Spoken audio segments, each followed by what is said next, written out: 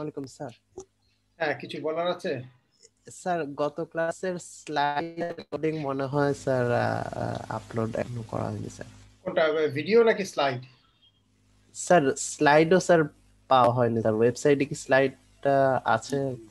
ও আচ্ছা, ওটা আমি ডাবল চেক করবো, কিন্তু ভিডিও কি দিয়েছি না, নাকি ভিডিও দিতে ভুলে গেছি? আমার মনে নাই, ভিডিও তো দেওয়ার কথা, ভিডিও তো ওদের সাথে সাথে দিয়ে দিই, but in any case all double check. স্লাইডগুলো তো সাধারণত থাকে, স্লাইডগুলো তো শুরুতে কোন পর্যন্ত দিয়েছি আমার মনে নাই অবশ্য। হ্যাঁ, ঠিক আছে, I will double check and I will put everything. আচ্ছা, তার আগে বলে রাখি, আমাদের আজকে আমরা এই জিনিস শেষ করার সাথে সাথেই আমাদের 802.11 শেষ হয়ে যাবে, এবং আমরা মোটামুটি we are at the middle point. আমাদের আজকে হচ্ছে 7 number class. In fact 7 number class যদি হয়, তার মানে আমাদের একটা মিড টার্ম পজিশনে চলে আসছে। সো আমরা মিড টার্মটা নেক্সট ওয়েডনেসডের পরের ওয়েডনেসডে, হ্যাঁ, আমরা একটা সপ্তাহ গ্যাপ রাখি, so that you get some time to study. Sir একটা জিনিস, মার্চের 17 তারিখ আর ছুটি হয়। হ্যাঁ, সেই জন্যই মার্চের 12 তারিখ, 17 থেকে 10 তারিখ নেক্সট হবে স্যার। হ্যাঁ স্যার, নেক্সট বলতে মার্চের 10 তারিখ হয় স্যার। ইয়েস 10 তারিখের কথাই মিন করছি আমি। নেক্সট আসলে 10 তারিখ, অর্থাৎ আর একটা ক্লাস পরে, বাট সিলেবাস হয়তো আমরা এই পর্যন্তই রাখতে পারি। তো 10 তারিখে আমরা করে 17 তারিখে আমাদের কিন্তু একটা ক্লাস থাকবে না, মিস হবে। তো ওই ক্লাসটা কি অন্য কোনো টাইমে নেওয়া হবে, নাকি ওই উইকটাই বাদ দিয়ে দেওয়া হবে? ক্লাস টাইমেই হবে, অন্য টাইমে নেওয়ার দরকার নেই। হ্যাঁ, ফাইনাল এক্সাম আমাদের অন্য টাইমে হবে, বাট মিড টার্ম আমাদের ক্লাস টাইমে ওই রকম সময় আমরা করি, অসুবিধা নেই। ঠিক আছে। আর আমি এর মধ্যে হয়তো ওই দিন প্রজেক্ট টপিক নিয়েও আলাপ করতে পারি, কারণ প্রজেক্ট টপিকগুলো অ্যাসাইন করে দেওয়া দরকার। আমাদের মার্চের 17 তারিখের পরে আর ইফেক্টিভলি হয়তো 3টা ক্লাস হতে পারে, তারপর কিন্তু আমরা র্যাপ আপ করা শুরু করবো প্রেজেন্টেশন। ওকে, তাহলে আমরা তো এটা রেকর্ডিং এ দিয়েছি। সো এইটা আমি একটা ইন্টারেস্টিং পেপারের কথা বলছি, hidden problems with the hidden note problem. এটা ইন্টারেস্টিং ইন এ সেন্স যে এটা আমার লাইফের একটা ভালো পেপার। যে পেপারটা মাত্র 4 পেজের, অনলি 4 পেজেস। এটা আমার পিএইচডি লাইফের ওয়ার্ক, এবং 4 পেজের পেপারে কিন্তু আমি অলরেডি প্রায় 100টার মতো সাইটেশন পেয়ে গেছি। সো উইচ ইজ সারপ্রাইজিং, কারণ আসলে এত ছোট পেপারে এত সাইটেশন হওয়ার কথা না, এবং পেপারটা খুব ভালো একটা ভেন্যুতে পাবলিশ করেছি তা না, খুব নর্মাল একটা ভেন্যুতে কিন্তু পাবলিশ করেছি। This is good in a sense. তো আমরা এখানে হিডেন নোট প্রবলেমের থেকে যে প্রবলেমগুলো তৈরি হয় সেটা নিয়ে আমরা ডিসকাস করেছি, এবং সেখানে সেরকমই একটা প্রবলেম আমরা তার সলিউশনও দিয়েছি। স্টেট অফ দ্য আর্টে যে প্রবলেমের সলিউশন ছিল না, সেই প্রবলেমের সলিউশন আমরা দিয়েছি। এটা রাফলি 2004-05 দিকের একটা পেপার, 2006 এর একটা পেপার। তো আমার পিএইচডি লেভেলের শেষ দিকের একটা পেপার। বাট এই পেপারের ম্যাটেরিয়াল গুলোর কিছু কিছু অংশ অন্য পেপারেও, অন্যদের কাজগুলো আসলে অ্যাড্রেস করা বা বর্ণনা করা, সেগুলো আমরা আগে ডিসকাস করবো। মানে এই পেপারেরই অংশ বলতে পারো, বাট এক্সপান্ডেড অংশ, এভাবে করে চিন্তা করা। তো আমরা দ্রুত হিডেন নোট প্রবলেমটা আরেকবার একটু রিক্যাপ করি। খুবই সিম্পল। আমাদের এই মাল্টি হপ নেটওয়ার্কে এই হিডেন নোট প্রবলেমটা আসলে এক্সিস্ট করে। হ্যাঁ, সিঙ্গেল হপ নেটওয়ার্ক কিন্তু এক্সিস্ট করে না। 802.11 যেটা যখন বের করা হয়, তখন ধরে নেওয়া হয়েছিল যেটা ইনফ্রাস্ট্রাকচার নেটওয়ার্কের জন্য, অর্থাৎ আমার একটা বেস স্টেশনের মতো একটা অ্যাক্সেস পয়েন্ট থাকবে, সেই অ্যাক্সেস পয়েন্টের রেঞ্জের মধ্যে যারা থাকবে তারাই কিন্তু কমিউনিকেট করবে, এবং তারা কমিউনিকেট করবে থ্রু অ্যাক্সেস পয়েন্ট। ফলে অ্যাক্সেস পয়েন্টের সাপেক্ষে এটা একটা সিঙ্গেল হপ নেটওয়ার্ক। এভাবে চিন্তা করে কিন্তু প্রোটোকলটা ডিজাইন করা হয়েছে। বাট এইটাই যখন আমরা এই অ্যাক্সেস পয়েন্টটাকে ফেলে দিলাম, তখন ভার্চুয়াল স্পেসে সবাই সবার সাথে কমিউনিকেট করতেছে অ্যাডহক মোডে, এবং তখন এটা একটা মাল্টি হপ হয়ে যাচ্ছে, এবং তখনই কিন্তু প্রবলেমগুলো রাইজ করতেছে।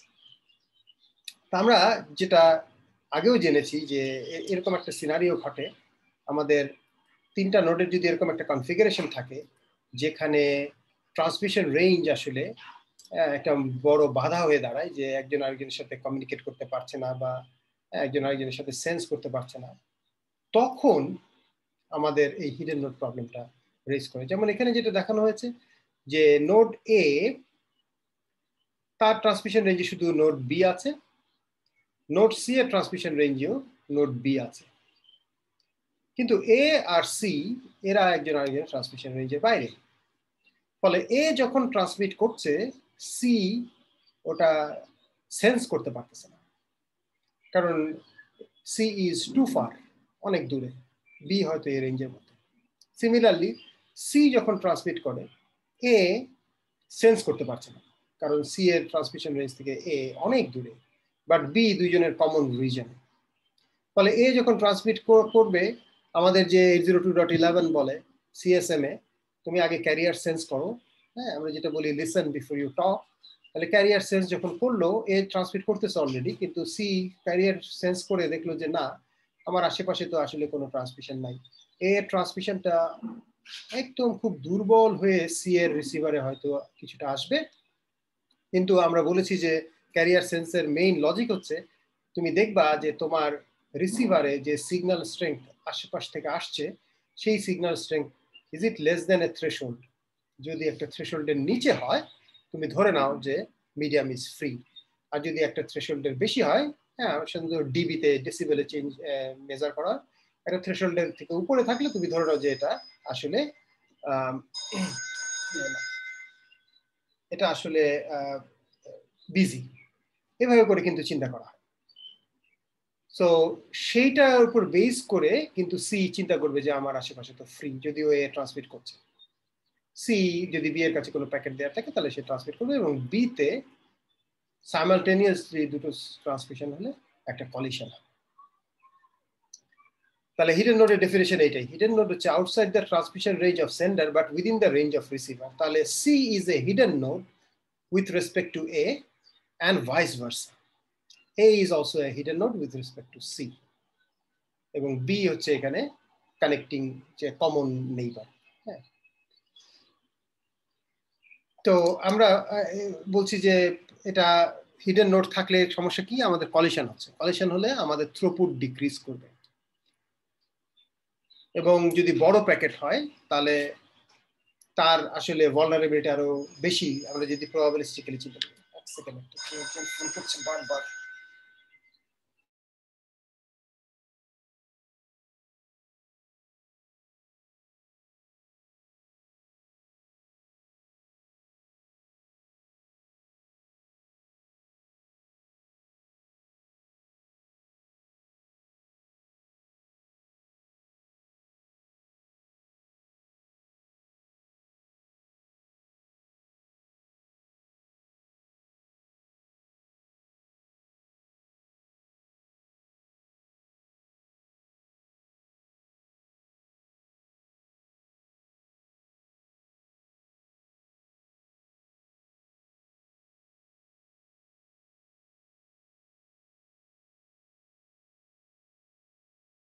আচ্ছা, তাহলে এইরকম একটা সিচুয়েশন, যেটা বলছি যে যত বড় প্যাকেট তার রিস্কটা আরো বেশি, মানে প্রবাবিলিস্টিক্যালি যদি আমরা চিন্তা করি। তো একদিকে আমার থ্রুপুট ডিক্রিজ করছে, তাহলে থ্রুপুট বাড়ানো দরকার। থ্রুপুট বাড়ানোর জন্য আমরা আরটিএস, সিটিএস, এই সমস্ত জিনিসগুলো আসলে 802.11 এ ইনকর্পোরেট করা আছে, বলা আছে। তো সেইটা করতে গিয়ে আমরা হয়তো থ্রুপুট বাড়াতে পারবো, কিন্তু আমরা কিছু ইন্টারেস্টিং প্রবলেম দেখবো যে যেগুলোর মাধ্যমে থ্রুপুট বাড়াতে গিয়ে থ্রুপুট আবার কমে, রিভার্স ইফেক্ট, সেটা আমরা একটু দেখি। তো এটার সলিউশনটা আগে ডিসকাস করে নিই। সলিউশনটার ক্ষেত্রে দুটো সলিউশনের কথা বলা আছে, একটা হচ্ছে ফিজিক্যাল ক্যারিয়ার সেন্সিং আর একটা virtual career sensing. Physical career sensing এর মাধ্যমেও কিছুটা হলেও সলভ করা যায়। সেটা কিভাবে? সেটা হচ্ছে যে তুমি চাইলে তোমার রিসিভারের সেন্সিটিভিটি বাড়িয়ে দিতে পারো। নর্মালি কি হয়, এই যে স্লাইডে এই জিনিসটা বর্ণনা করা আছে খুব সুন্দরভাবে। নর্মালি আমাদের যে কোনো নোডের ট্রান্সমিশন রেঞ্জ এবং ক্যারিয়ার সেন্স রেঞ্জ একই হয়। অর্থাৎ রিসিভারের থ্রেশহোল্ডটা এমন ভাবে সেট করা হয় যেন এই একেবারে এই সার্কেলের পেরিমিটারে একটা নোড যদি ট্রান্সমিশন শুরু করে, তাহলে সেটার সিগন্যাল স্ট্রেংথটা এর কাছে আসলে সেটা জাস্ট থ্রেশহোল্ডের সমান হবে। আর এর বাইরে ঠিক ইমিডিয়েট একটু বাইরে যদি কেউ থাকে তার কাছ থেকে একটা সিগন্যাল আসলে তার স্ট্রেংথ এই থ্রেশহোল্ড থেকে কম হবে, তার বাইরে তো আরো দুর্বল হয়ে আসবে, আরো দুর্বল হয়ে আসবে।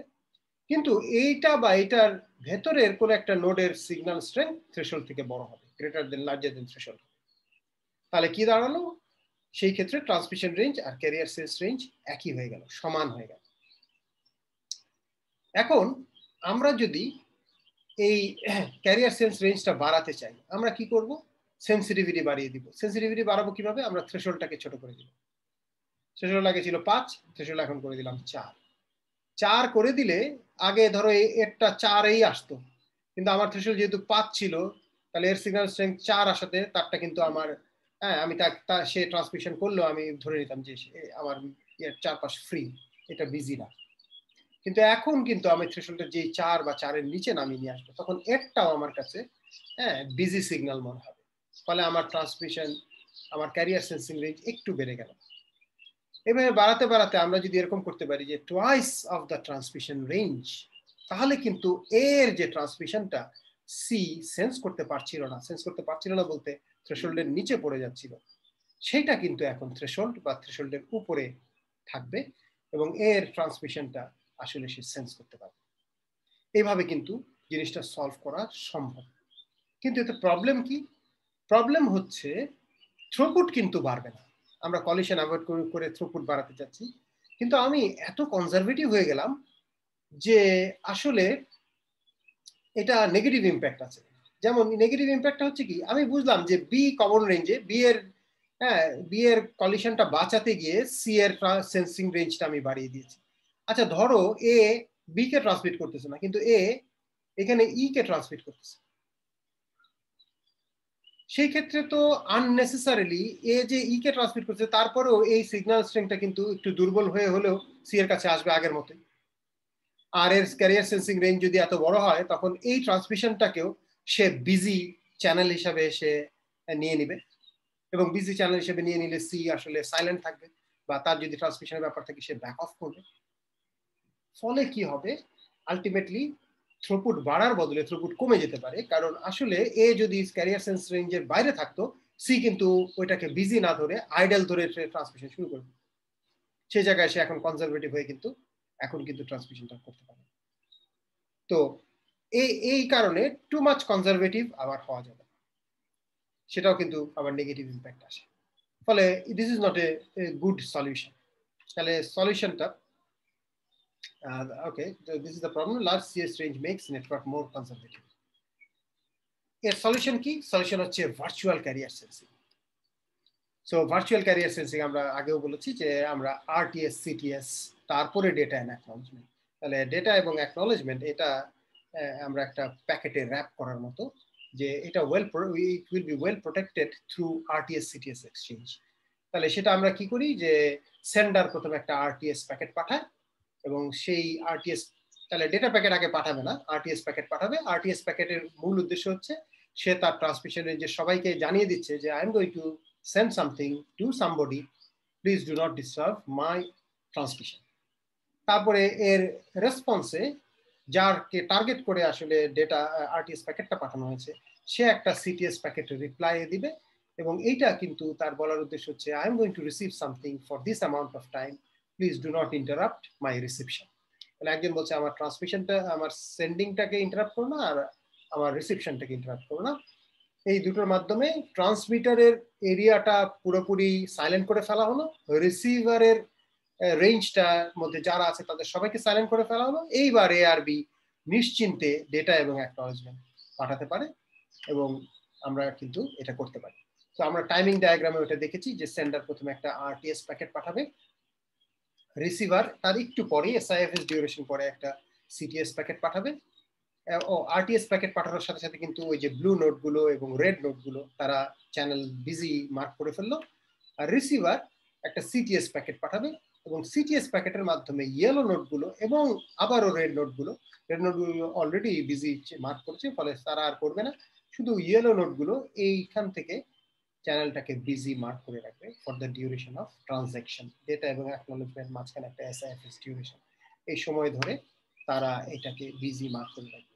সো এরপরে নিশ্চিন্তে সেন্ডার সে তার ডেটা পাঠাবে এবং রিসিভার যদি সাকসেসফুলি রিসিভ করে, কারণ এরপরেও কিন্তু due to interference and others data can be dropped, তো সেই ক্ষেত্রে অ্যাকনোলেজমেন্ট চলে আসবে। যদি অ্যাকনোলেজমেন্ট আসবে না যদি করাপশন হয়, আর যদি সাকসেসফুলি রিসিভ করে অ্যাকনোলেজমেন্ট চলে আসবে। So this was the transaction, এবং এই অংশটাকে আমরা বলছি যে ভার্চুয়াল ক্যারিয়ার সেন্সিং। এই virtual career sensing is the good solution to this problem. আমরা যে হিডেন নোড প্রবলেম বলছি, যে এই জায়গাটা কিন্তু ন্যাভ সেট করে সে মার্ক করে ফেলে। আচ্ছা, তাহলে আমরা মোটামুটি এই সলিউশনটা একটু রিক্যাপ করলাম এবং দেখলাম যে এটার মাধ্যমে আসলে থ্রুপুট বাড়ানো যায়। Is it true? আমরা কতগুলো অবস্থা দেখি, কতগুলো সিনারিও দেখি, এই জায়গাগুলো হচ্ছে ইন্টারেস্টিং পয়েন্ট। হ্যাঁ, আচ্ছা, আমাদের এই ট্রানজ্যাকশনের ফলে এই যে সিটিএস আরটিএস সিটিএস পাঠাচ্ছে, এর ফলে বেশ কিছু প্যারালাল ট্রান্সমিশন এবং প্যারালাল রিসিপশন বন্ধ হয়ে যাচ্ছে। সেটা কিভাবে আমরা দেখি? ধরা যাক এ যখন বি কে ট্রান্সমিট করছে, তখন কিন্তু ওই যে ব্লু নোট গুলো সাইলেন্ট। এখন ব্লু নোট গুলোর মধ্যে একটা নোট, ধরা যাক কিউ, এই দিকে একটা গ্রিন নোট আছে, তাকে কিছু একটা সেন্ড করতে চায়, বা সরি উল্টা, কিউ রিসিভ করতে চায় ব্লু নোট গ্রিন নোট থেকে। সেই ক্ষেত্রে এরোটা অপোজিট হলো নাকি একটু দেখি। হ্যাঁ সরি, ঠিকই আছে, আমি বলতে গিয়ে ভুল করছি। অর্থাৎ গ্রিন থেকে ব্লুতে আসতে পারবে না ফর শিওর। কারণ কি? কারণ ওই যে এ ট্রান্সমিট করবে, এ কিন্তু এখানে সেন্ডারের রোলে। এটুকু শিওর যে আমি কিউ কে রিসিভ করাতে পারবো না। অর্থাৎ এই রেঞ্জের মধ্যে আমার গ্রিন নোট থেকে এখানে কিছু একটা আসবে। দেখো তো,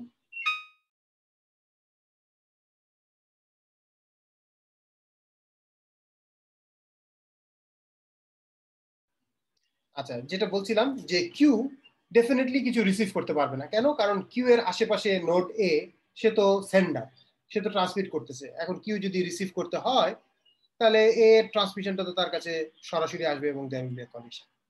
definitely Q cannot receive anything in parallel, but obviously Q can send something in parallel.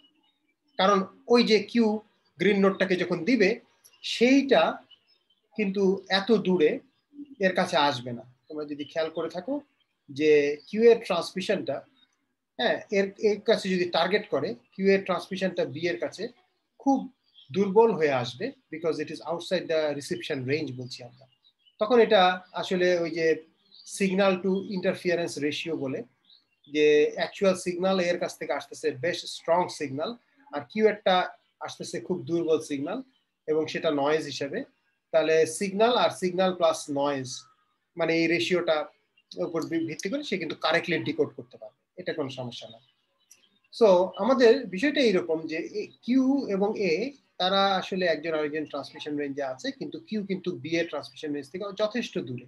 ফলে এর ট্রান্সমিশনটা বি কে টার্গেট করেছে, কিন্তু আমরা কিউ কে সাইলেন্ট করে রেখেছি। বাট কিউ কিন্তু ইন দি এন্ড চাইলে প্যারালালি ট্রান্সমিট করতে পারতো, যে কিনা এ ট্রান্সমিশন রেঞ্জের বাইরে আছে। এ ট্রান্সমিশন রেঞ্জের ভিতরে পারবে না, এটা শিওর, কারণ এ ট্রান্সমিশন রেঞ্জের ভেতরেরটা তো কিউ এর কাছ থেকে আসলো, আবার এর কাছ থেকে কিন্তু এটা তার কাছে পৌঁছবে। ফলে এটা এনাফ সিগন্যাল স্ট্রেংথ সহ সে কিন্তু রিসিভ করতে পারবে না। বাট এ ট্রান্সমিশন রেঞ্জের বাইরে যে কোনো জায়গায় এবং এই ব্লু নোটগুলোর যে কেউ কিন্তু প্যারালালি ট্রান্সমিট করতে পারবে, তাতে কোনো ক্ষতি নাই। অর্থাৎ এ ট্রান্সমিশন ওই পর্যন্ত পৌঁছবে না, আবার কিউ এর ট্রান্সমিশন বি পর্যন্ত পৌঁছবে না। পৌঁছলেও দুটোই খুব দুর্বল হয়ে পৌঁছবে, যেটা আসলে রিসিপশনে কোনো প্রবলেম তৈরি করবে না।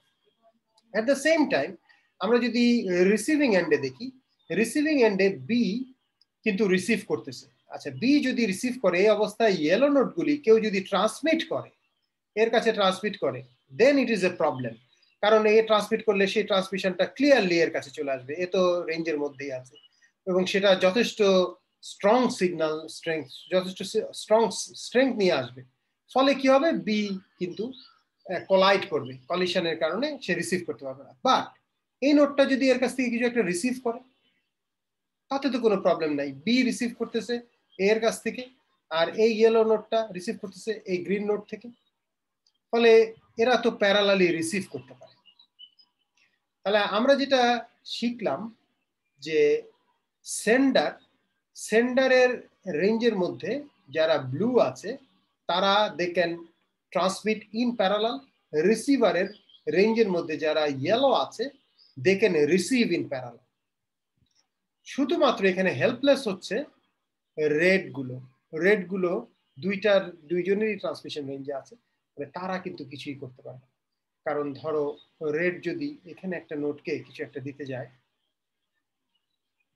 হ্যাঁ, এখানে যদি কাউকে দিতে যায় সেটা কিন্তু বি এর কাছে পৌঁছবে, ফলে এইটা কিন্তু বি এর জন্য প্রবলেম হবে। আবার বাইরে থেকে কেউ যদি একটা রেড নোটকে কিছু দিতে যায় সেটা আর এই এ এর ট্রান্সমিশন দুইটাই কিন্তু বেশ স্ট্রং হিসেবে আসবে, কারণ এ কিন্তু এ এর রেঞ্জে আছে, বি এর রেঞ্জেও আছে, ফলে এরা কেউ সেন্ডও করতে পারবে না, কেউ রিসিভও করতে পারবে না। সো প্যারালাল এটা কিন্তু আর এদের জন্য প্রযোজ্য না। তাহলে opportunity is there, but RTS CTS এমন ভাবে হ্যাঁ জিনিসটাকে তৈরি করেছে যে এই অপরচুনিটিটাকে তারা কাজে লাগাতে পারে। তো সেই কারণে আমরা এইটা করতে পারবে না, অর্থাৎ ইয়েলো নোট গ্রিন নোটকে সেন্ড করতে পারবে না, but obviously it can receive something in parallel.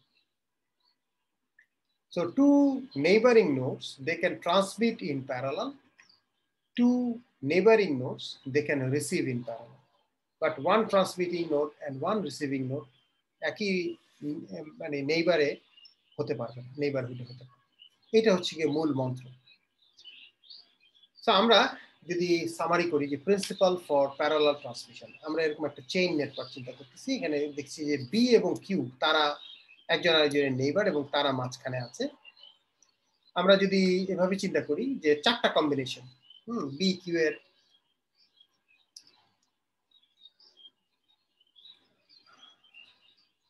Combination চারটা হতে পারে, রাইট? বি কিউ এর ধরো এ হচ্ছে সেন্ডার, এও সেন্ডার, অর্থাৎ এস এস, এস আর, আর এস, আর আর। এটা আমরা বি কিউ এর সাপেক্ষে, বি কিউ যেহেতু তারা নেইবার একজন আরেকজন সাপেক্ষে আমরা চিন্তা করছি, অর্থাৎ B sender Q sender, B sender Q receiver, B receiver Q sender and both are receiver. কোনটা অ্যালাউড সেটা যদি আমরা একটু চিন্তা করি, আমরা এখানে ডায়াগ্রাম আঁকলেই বুঝতে পারবো। স্যার একটা প্রশ্ন ছিল এখানে, মানে আমি যখন বলছি বি সেন্ডার তখন এটার মানে কি এই যে বি আসলে এ কে সেন্ড করতে চাচ্ছে? বি আসলে এ কে সেন্ড করতে যাচ্ছে, ইয়েস ইউ আর রাইট। অর্থাৎ এখানে ট্রান্সমিশনটা হবে এ বি আর কিউ পি এর মধ্যে, হ্যাঁ পি কিউ এর মধ্যে, এ বি পি কিউ এরা হচ্ছে গিয়া আলটিমেট, আমরা মানে ultimate pair of the transaction. B আর কিউ জাস্ট নেইবার, এটা আমরা মিন করছি। হ্যাঁ, তো ধরো এ বি কে ট্রান্সমিট করতেছে, এই অবস্থায় পি কিউ কে ট্রান্সমিট করতেছে, তাহলে আলটিমেটলি আমাদের কিন্তু এই কনফিগারেশনটা হলো। আমরা যদি চিন্তা করি আর আর, অর্থাৎ দুইজনই এখানে রিসিভ মোডে আছে, বি কিউ নেইবার এবং বি রিসিভ করতেছে, কিউ রিসিভ করতেছে। তাহলে ওই যে আমরা একটু আগে প্রিন্সিপালটা কি শিখলাম যে দুইটা নেইবারিং নোড কিন্তু they can be receiver in parallel, তাতে কোনো সমস্যা নেই। So this is okay, we can make it. তারপরে আমরা যদি এ বি কে ট্রান্সমিট করতেছে কিন্তু পি কিউ কে না করে উল্টা কিউ পি কে ট্রান্সমিট করতেছে, এখন কিন্তু বি হচ্ছে রিসিভার আর কিউ হচ্ছে সেন্ডার, অর্থাৎ আমাদের এই কনফিগারেশনটা থার্ড কনফিগারেশনটা এটা। সো এই কনফিগারেশনটা এইটা কিন্তু অ্যালাউড না, কারণ আমরা বলেছি যে দুইটা নেইবারিং নোড হয় দুইজনই সেন্ডার হতে পারবে অথবা দুইজনই রিসিভার হতে পারবে, বাট একজন সেন্ডার একজন রিসিভার এটা কিন্তু অ্যালাউড না। সো এইটা সম্ভব না, এটা করতে পারবে না। আচ্ছা, এবার আমরা উল্টা চিন্তা করছি, বি এ কে সেন্ড করতেছে, তাহলে বি কিন্তু সেন্ডিং মোডে চলে গেল, আর কিউ পি কে সেন্ড করতেছে, তাহলে কিউ সেন্ডিং মোডে চলে গেল। তাহলে আমরা এই কনফিগারেশনটা চিন্তা করছি, এস এস, এটা কিন্তু সম্ভব, এটা করা যাচ্ছে যে দুইটাই সেন্ডার হতে পারবে, দুইটাই রিসিভার।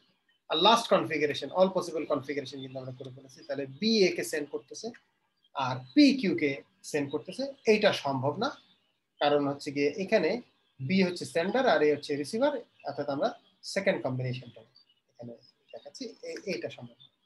শুধুমাত্র দুটো কনফিগারেশন সম্ভব, হ্যাঁ সেটা বোঝা যাচ্ছে। তো এইটা এখন আমরা তো বুঝলাম যে প্রিন্সিপালটা পরিষ্কার, দুইটা neighbouring node they can send in parallel, দুইটা neighbouring node they can receive in parallel. এখন আমরা এই নোডগুলো কি নিজেরা ডিটেক্ট করতে পারবে অপরচুনিটি? ইয়েস, অবশ্যই পারবে। কিভাবে? হ্যাঁ, সেটা কিভাবে? যে যদি ব্লু নোড হয় সে শুধুমাত্র আরটিএস প্যাকেট পাবে, আর যদি ইয়েলো নোড হয় সে শুধুমাত্র সিটিএস প্যাকেট পাবে। আর রেড নোড গুলো কিন্তু আরটিএস সিটিএস দুটাই পাবে। তাহলে কোন একটা ট্রানজেকশনে নোডগুলো কিন্তু এই প্যাকেটগুলো পাওয়ার কথা। তাহলে কে কোন প্যাকেট পাচ্ছে সেটা দিয়ে কিন্তু সে ডিটারমাইন করতে পারবে যে তার গায়ের কালার কি। হ্যাঁ, তাহলে blue nodes can transmit in parallel এবং yellow nodes receive in parallel, যেটা আমরা বললাম রেড নোডস আর হেল্পলেস, বাট ডিটেক্ট করতে পারবে if a node receives only RTS packet, তার মানে আমি এখন blue node, I can transmit in parallel। আমি যদি শুধুমাত্র সিটিএস প্যাকেট রিসিভ করি I can definitely receive in parallel। আর আমি যদি দুটোই পেয়ে থাকি তাহলে তো আমি রেড নোড। আমার স্যার এখানে একটা প্রশ্ন ছিল, হ্যাঁ, কোন একটা নোড শুধু আরটিএস প্যাকেট পাওয়ার পর তো এটা সিদ্ধান্ত নিতে পারবে না যে সে আসলে ট্রান্সমিট প্যারালালি করতে পারবে, কারণ এমন হতে পারে যে কিছুক্ষণ পর সে রেড নোড হয়ে যাবে সিটিএস প্যাকেট পেয়ে। সো আসলে একটা টাইম ওয়েট করা দরকার এটার জন্য। হ্যাঁ, ও সে that's a good point. Yes, অবশ্যই শুধু আরটিএস পেয়েই ডিসিশন নিয়ে নেবেন। তা আরটিএস পাওয়ার পরে কিন্তু ওই ডিউরেশন গুলো কিন্তু ফিক্সড। আরটিএস পেলাম, ঠিক আছে, তারপরে এসআইএফএস ডিউরেশন, তারপরে সিটিএস প্যাকেট পাওয়ার কথা। যদি সিটিএস প্যাকেট পায় তখন সে ডিসিশন নিল, তার মানে ওইটুকু সময় ধরে তাকে ওয়েট করেই ডিসিশনটা নিতে হবে।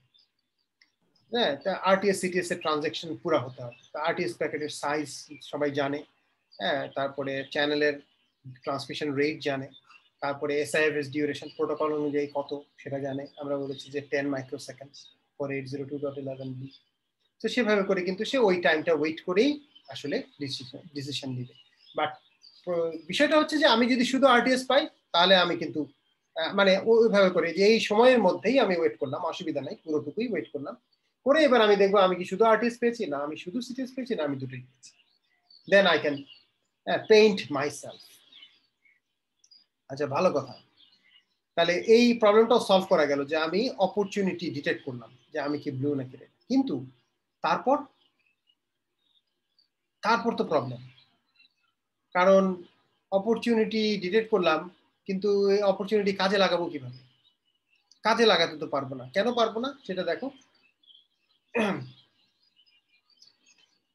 এই ব্লু বা রেড নোট, ওই যে শিহাব যেটা বললো যে এই জায়গায় এসে সে বুঝলো যে আমি এখন ব্লু অথবা রেড। আচ্ছা, তাহলে একটা ব্লু নোট, তার কথা চিন্তা করো, সে গ্রিন নোটকে পাঠাতে চাচ্ছে প্যারালালি। এ এখানে সেন্ডার আর বি হচ্ছে রিসিভার, আমাদের আগের উদাহরণটা।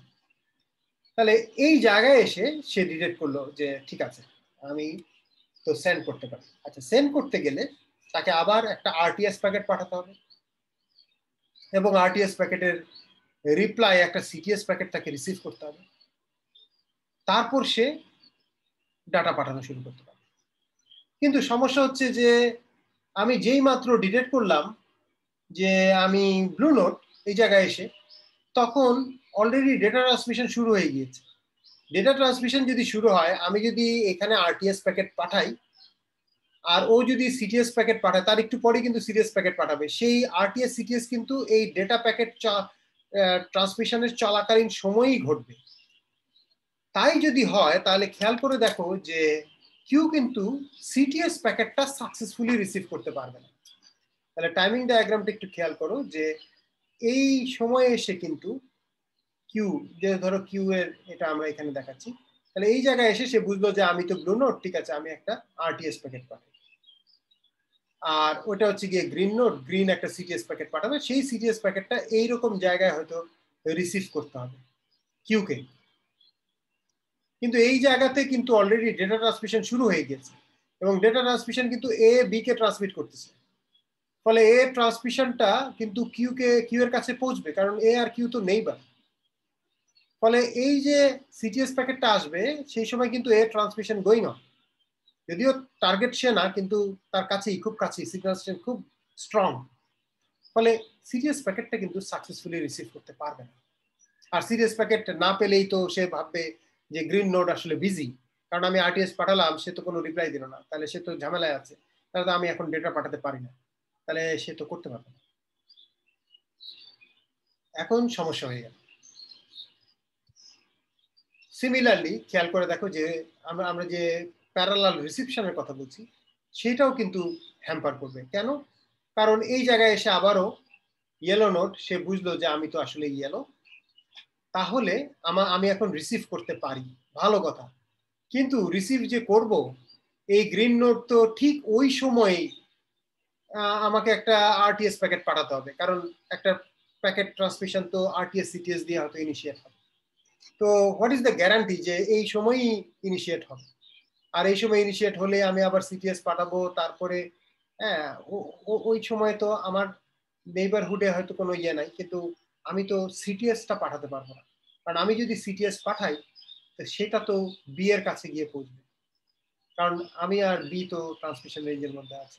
তাহলে এই জায়গায় এসে সে যদিও আরটিএস প্যাকেট ধরো লাকিলি পেয়েই গেল আরটিএস প্যাকেট, কিন্তু সে সিটিএস প্যাকেট পাঠাতে পারবে না। তাহলে ব্লু নোড সে যখন ডিটেক্ট করতেছে, সে আরটিএস প্যাকেট পাঠাতে পারবে, কিন্তু সিটিএস প্যাকেট রিসিভ করতে পারবে না। ইয়েলো নোড সে যখন ডিটেক্ট করলো সে ইয়েলো, সে কিন্তু আরটিএস প্যাকেট রিসিভ করতে পারবে, অসুবিধা নেই, কিন্তু ইন রিপ্লাই সিটিএস প্যাকেট পাঠাতে পারবে না, কারণ সে রিসিভারের রিসিভিং রেঞ্জে আছে। ফলে সে যদি কোনো কিছু ট্রান্সমিট করে তাহলে কিন্তু রিসিভারে এখানে হ্যাম্পার করবে। So detecting opportunity does not help. Then what is the solution?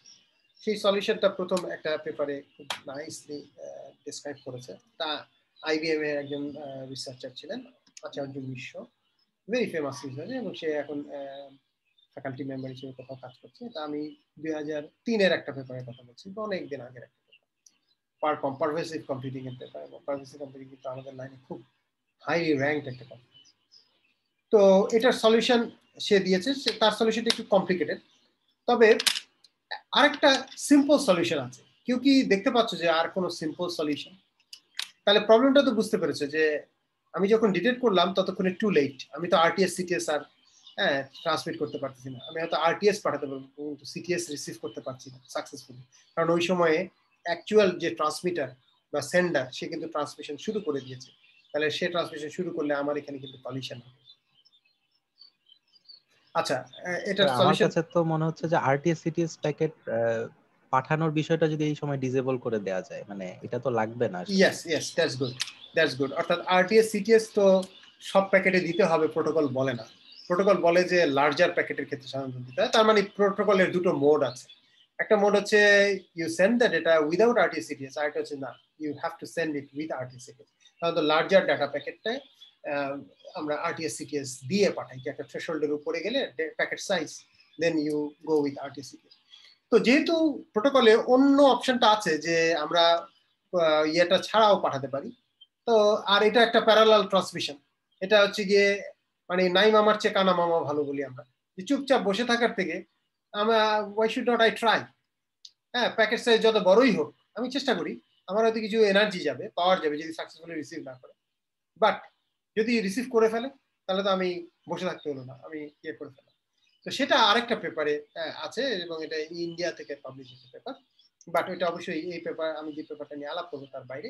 তাহলে ওইটা একটা পুয়ার ম্যান সলিউশন। সেটা হচ্ছে যে জাস্ট তুমি যখনই অপরচুনিটি ডিটেক্ট করলা যে আমি প্যারালালি ট্রান্সমিট করতে পারি, ইউ স্টার্ট ট্রান্সমিটিং। তুমি জানো যে সেন্ডার কখন ট্রান্সমিট করবে, তুমি ওই সময়ে ঠিক ওই সময়ে আরটিএস সিটিএস ইত্যাদি ইত্যাদি না পাঠিয়ে তুমি ওই সময় তুমি প্যাকেটটা পাঠালা।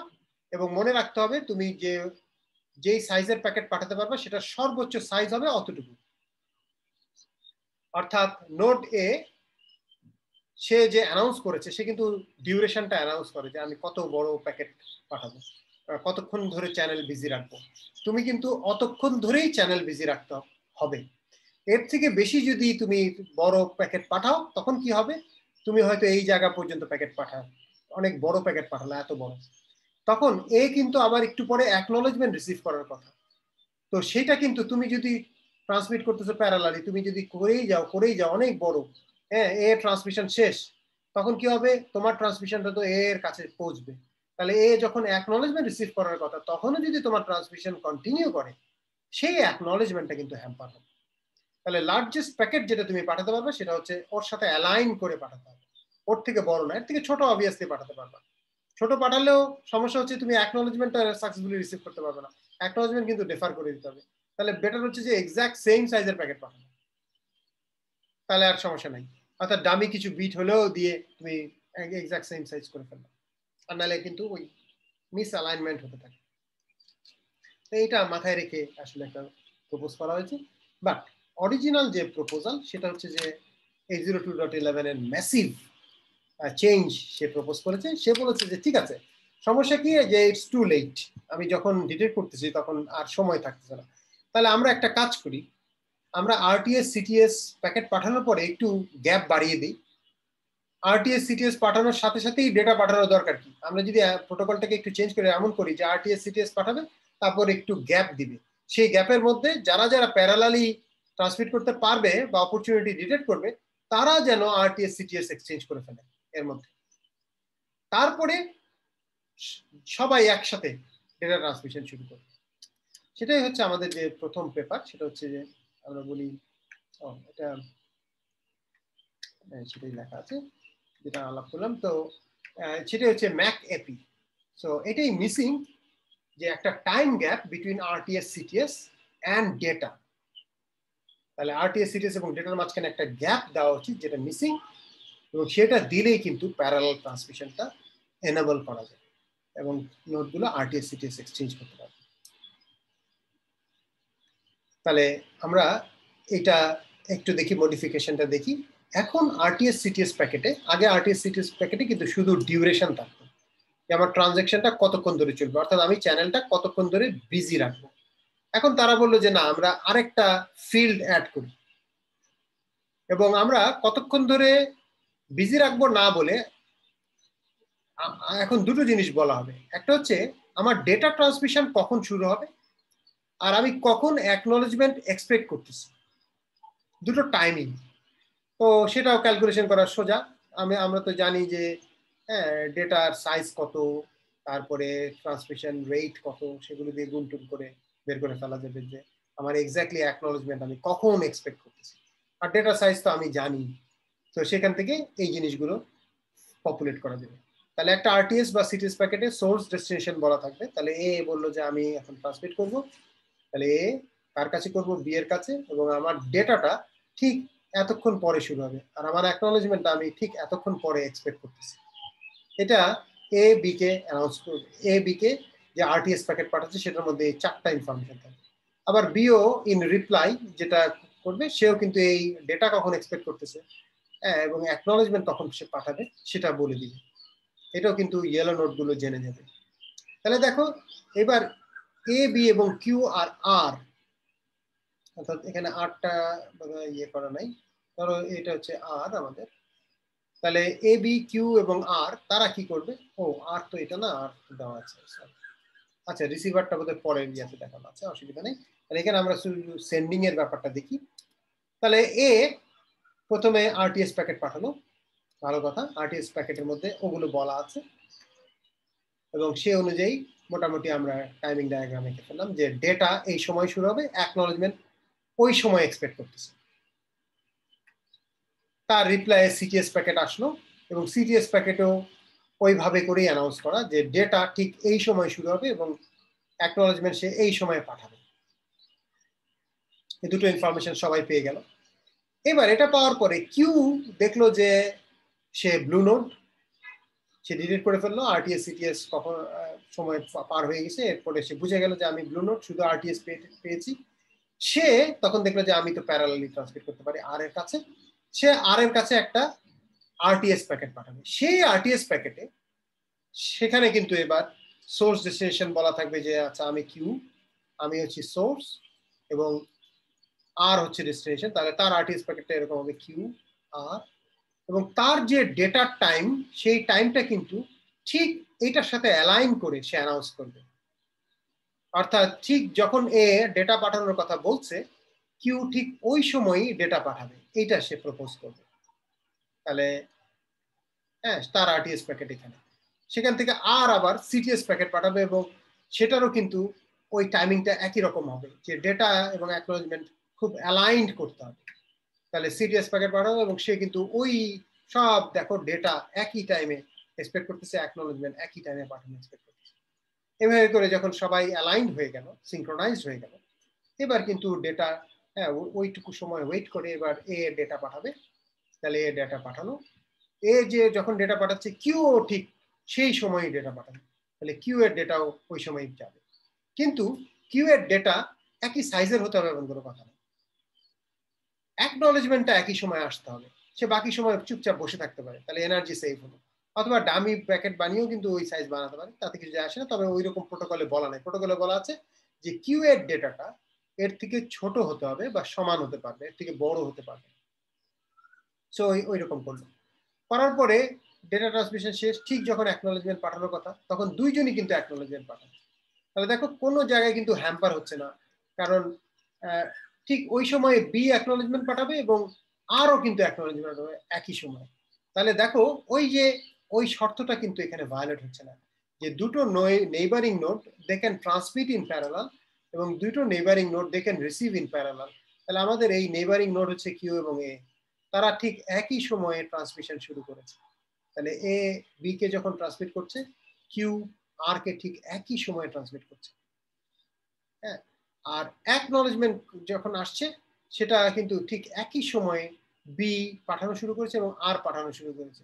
ফলে neighbouring node they can receive in parallel, তো সেটা কিন্তু একই সময়ে ঘটতেছে, যার ফলে এখানে কিন্তু আর কোনো প্রবলেম হচ্ছে না এবং আমরা এটা কিন্তু করতে পারছি। তাহলে এটা বোঝা গেল? কারো কোনো প্রশ্ন বা কনসার্ন আছে?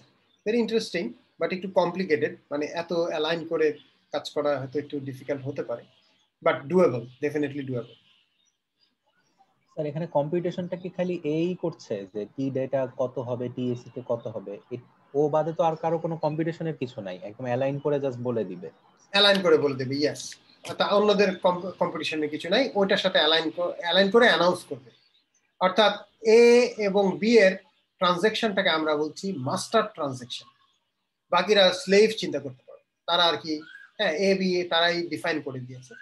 তারা যেহেতু সবার আগে গিয়েছে, চ্যানেল ফ্রি পেয়ে সবার আগে গিয়েছে, সে কিন্তু অ্যানাউন্স করে ফেলেছে। ফলে স্যার এ আর বি কি ডিফাইন করেছে নাকি শুধু এ ডিফাইন করেছে? বি এও তো টি ডেটা আর টিএসি কে পুরো এ এর সাথে অ্যালাইন করে দিয়েছে। মানে বি ডিফাইন করেছে বলতে আমি মিন করছি যে বি এর রিসিপশন রেঞ্জে তো এ ছিল না, ফলে বি যখন অ্যানাউন্স করতেছে আসলে ওদেরকে বি ডিফাইন করে দিচ্ছে সেই সেন্সে। বাট ডেফিনেটলি সেন্ডার বা সেন্ডারই আলটিমেটলি সবকিছুর মূল, আর সেন্ডারই ঠিক করে দিচ্ছে। বাট এ বি এর ট্রানজ্যাকশনটাকে আমরা মাস্টার ট্রানজ্যাকশন বলবো, ঠিক আছে?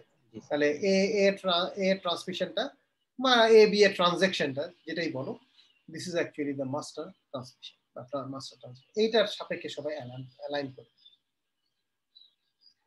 আচ্ছা, এইটা হ্যাঁ, আর কোনো স্যার এই কোশ্চেনটা হলো স্যার, এখানে টি ডেটা এবং টি অ্যাকনোলেজ এই যে দুটো টাইম স্লট স্যার, এটা তো স্যার এর পার্সপেক্টিভে প্রথমে আমরা ডিফাইন করে দিলাম।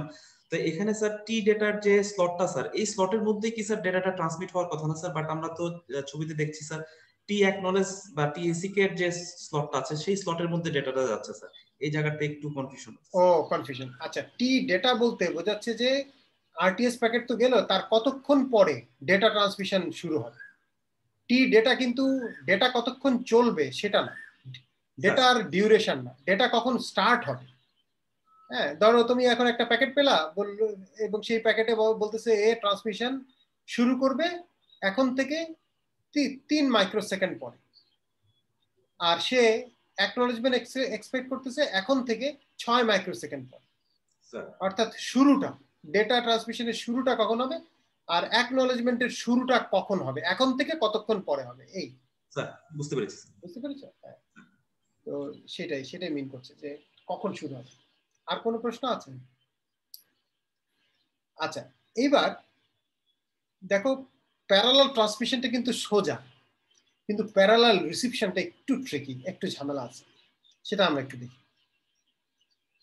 প্যারালাল রিসিপশনে এবার চিন্তা করে দেখো যে আবারও একই ঘটনা, এবার এ বি তারা ট্রান্সমিশন করছে। আমরা কি একটু নামাজের জন্য ব্রেক নিব স্যার? হ্যাঁ, নামাজের জন্য তো অবশ্যই ব্রেক নিব। নামাজের সময় হয়ে গেছে নাকি? আমি কি আরো 4-5 মিনিট আছে স্যার। 4-5 মিনিট আছে, সেটা আজান দিলে সাধারণত আমরা ব্রেক দিই। আজান দিলে আমরা 15-20 মিনিট ব্রেক করবো, অসুবিধা নেই। নামাজের ব্রেক অবশ্যই থাকবে। আজান দেখ, তাহলে আজান দেওয়ার পরে মাগরিবের নামাজ একটু আজান দেওয়ার একটু পরে নাকি পড়তে হয়, এটা নিয়ম। 5 মিনিট নাকি ওয়েট করবো। So it should be fine. আমরা আজান দেওয়ার সাথে সাথে উইল স্টার্ট, উইল পজ। তো এখানে দেখো যে রিসিপশনটা আমরা তাহলে আলাপ করি। রিসিপশনটা কি শেষ করতে পারবো? আচ্ছা, শেষ করতে পারবো না বলে মনে হয়। আচ্ছা ঠিক আছে, আমরা আজানের নামাজের ব্রেক দিই। আমাদের সময়টা একটু দেখে নিই। আচ্ছা, তাহলে আমরা 6:15-তে আবার শুরু করি, রাইট? 6টার মতো বাজে, 1-2 মিনিট আছে। আর আসলে 6:05-এর দিকে শুরু হয় তো, মানে তাই 6:05-এ শুরু হয়। আচ্ছা, তাহলে আমরা 6:05 থেকে 6:20 এভাবে করি, তাহলে মনে ভালো হয় নাকি? নাকি সেটা করবো, নাকি এখন দিয়ে আমরা 6:20 পর্যন্ত ওয়েট করবো? করতে পারি, আমাদের শেষে রাত্রে তো অত সময়। ঠিক আছে, এখন আমরা পজ দিই এবং 6:20-এ আমরা শুরু করি। ওকে, ঠিক আছে, থ্যাংক ইউ। আচ্ছা, তাহলে আমরা আবার শুরু করি। তো আমরা কিভাবে প্যারালাল ট্রান্সমিশন সম্ভব সেটা কিন্তু আমরা পরিষ্কারভাবে ডেসক্রাইব করলাম। এবার প্যারালাল রিসিপশনের ব্যাপারটা একটু খেয়াল করো, এটা একটু ট্রিকি হবে।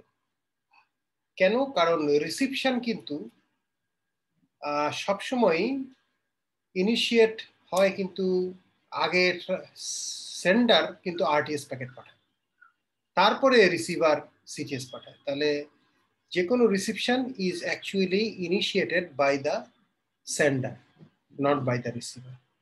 কিন্তু আমার সমস্যা হচ্ছে যে এখানে রিসিভার কিন্তু এই কোন একটা মাস্টার ট্রান্সমিশনের মাঝখানে আছে, ফলে রিসিভারকে কিন্তু ওইটার সাথে অ্যালাইন করতে এক্সট্রা কিছু এফোর্ট তাকে নিতে হবে। সেটা কি? সেটা দেখো, আমরা আবারও দেখি যে এ হচ্ছে সেন্ডার, বি হচ্ছে রিসিভার। এবং আমরা যেটা বলেছি যে এ করবে কি, সে সেন্ড করার সময়, আরটিএস প্যাকেট সেন্ড করার সময় দুটো সময় টি ডাটা এবং টি অ্যাকনলেজমেন্ট, ঠিক কখন ডেটা শুরু হবে এবং কখন অ্যাকনলেজমেন্ট শুরু হবে সেটা সে ডেসক্রাইব করবে। তাহলে আরটিএস প্যাকেট অনুযায়ী এভাবে বললো যে ডেটা শুরু হবে 5 মাইক্রোসেকেন্ড পরে, আর অ্যাকনলেজমেন্ট আমি এক্সপেক্ট করছি 20 মাইক্রোসেকেন্ড পরে। সে এটা রিপ্লাই বি, সে রিপ্লাই দিল সিটিএস প্যাকেট এবং সে ওই অনুযায়ী ক্যালকুলেশন করে একই সময় অ্যানাউন্স করলো যে ডেটা শুরু হবে এতক্ষণ পরে এবং অ্যাকনলেজমেন্ট শুরু হবে এতক্ষণ। ভালো কথা। এখন দেখো যে পি এবং জেড আমাদের ট্রান্সমিশন রেঞ্জের মধ্যে আছে হচ্ছে কি পি সে প্যারালালি রিসিভ করতে পারবে, কারণ পি আর বি তারা নেইবার। আমরা বলেছি যে একই নেইবারহুডে দুইজন প্যারালালি রিসিভ করতে পারবে, আর একই নেইবারহুডে দুইজন প্যারালালি ট্রান্সমিট করতে পারবে। তাহলে সে যেহেতু রিসিভ করতে পারবে, এখন পি আরটিএস প্যাকেট পেলে না রিসিভ করতে পারবে, কারণ কোন একটা, এই যে একটু আগে বললাম, ট্রানজাকশন কিন্তু রিসিভার ইনিশিয়েটেড না, ট্রান্সমিটার ইনিশিয়েটেড। ফলে পি কে একটু ওয়েট করতে হবে, এবং তার কাছে কতক্ষণ ওয়েটিং টাইম আছে দেখো, প্রবাবিলিস্টিক্যালি বেশ লার্জ একটা সময় আছে। এইটুকু সময়ের মধ্যে যদি সে একটা আরটিএস প্যাকেট পায় তার আশেপাশে থেকে, তাহলে সেটার সে রেসপন্স দিতে পারবে, আর না হলে কিন্তু অপরচুনিটি বাদ।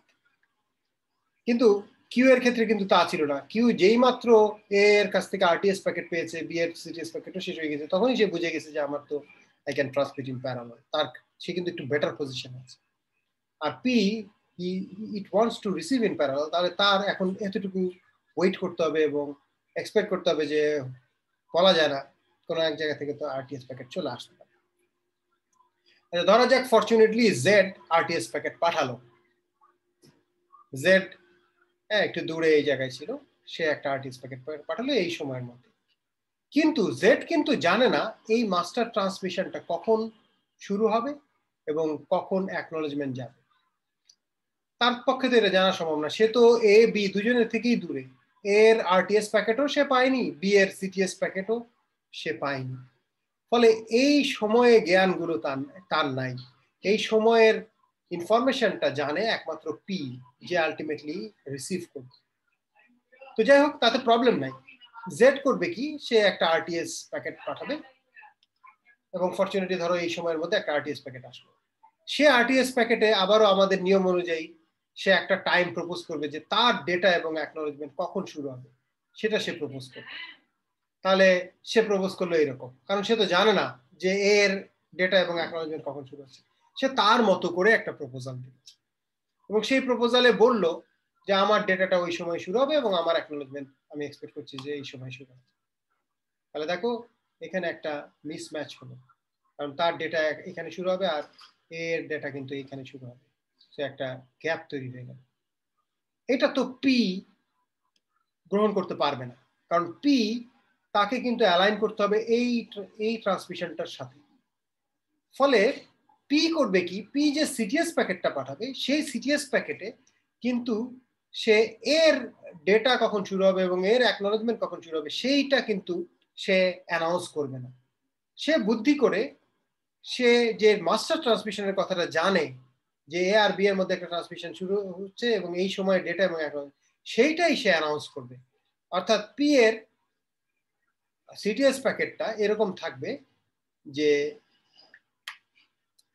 পি এর সিটিএস প্যাকেটে ওই ডেটা এবং অ্যাকনোলেজমেন্টের কোনো চিহ্ন থাকবে না। সে বলবে যে তুমি যদি ডেটা পাঠাতে চাও তাহলে this should be the timing, তুমি যে টাইম প্রপোজ করেছো আই ক্যানট অ্যাকোমোডেট দ্যাট। তুমি যদি ওই সময়ে ডেটা না পাঠিয়ে তুমি যদি এই সময়ে ডেটা পাঠাও তাহলে আমি এটা নিতে পারবো এবং সেটা সে করতে পারবে। তো আলটিমেটলি এই টাইমে কিন্তু অ্যালাইন করতে হবে, রিসিপশনটা এই টাইমে অ্যালাইন হবে আলটিমেটলি। আর যদি জেড এটা অ্যাকোমোডেট করতে না পারে তাহলে জেড আর ডেটা পাঠাবে না। হ্যাঁ, এটা আসলে অপরচুনিটি, এটা কাজে লাগানো যাবে না সোজা কথা। তো প্যারালাল রিসিপশন আর হবে না। তো এই জায়গাতে এভাবে করে কিন্তু প্যারালাল রিসিপশনটাও সম্ভব। আচ্ছা, আরেকটু কমপ্লিকেটেড সিনারিও হতে পারে এরকম যে কোন একটা নোড দুইটা মাস্টার ট্রান্সমিশনের মাঝখানে পড়ে গেল, তখন কি হবে? হ্যাঁ, সেটা আমরা একটু দেখি। এটা পরের অংশটা দেখানো হয়েছে যে আসলে যখন অ্যানাউন্স করলো যে ডেটা এই সময় এবং তাহলে ডেটা জেড কে কিন্তু ওইটাকে মেনে নিয়ে ডেটা পাঠাতে হবে, আদারওয়াইজ সে হয়তো পাঠাবে না এবং অ্যাকনোলেজমেন্ট দুইজন একই সময়ে পাঠাবে, তাতে একবার সমস্যা। আচ্ছা, এখানে দেখো যে দুইটা মাস্টার ট্রান্সমিশন থাকলে, দুইটা কনকারেন্ট মাস্টার থাকলে there will be a problem. সেই কারণে এই প্রোটোকল বলে যে কোন একটা সময়ে কেবলমাত্র একটা মাস্টার ট্রান্সমিশন হতে পারে, একাধিক master transmission is not allowed. দেখো সমস্যাটার কথা একটু ভালো করে চিন্তা করি এবং এই সিনারিওটা একটু কমপ্লিকেটেড সিনারিও। এখানে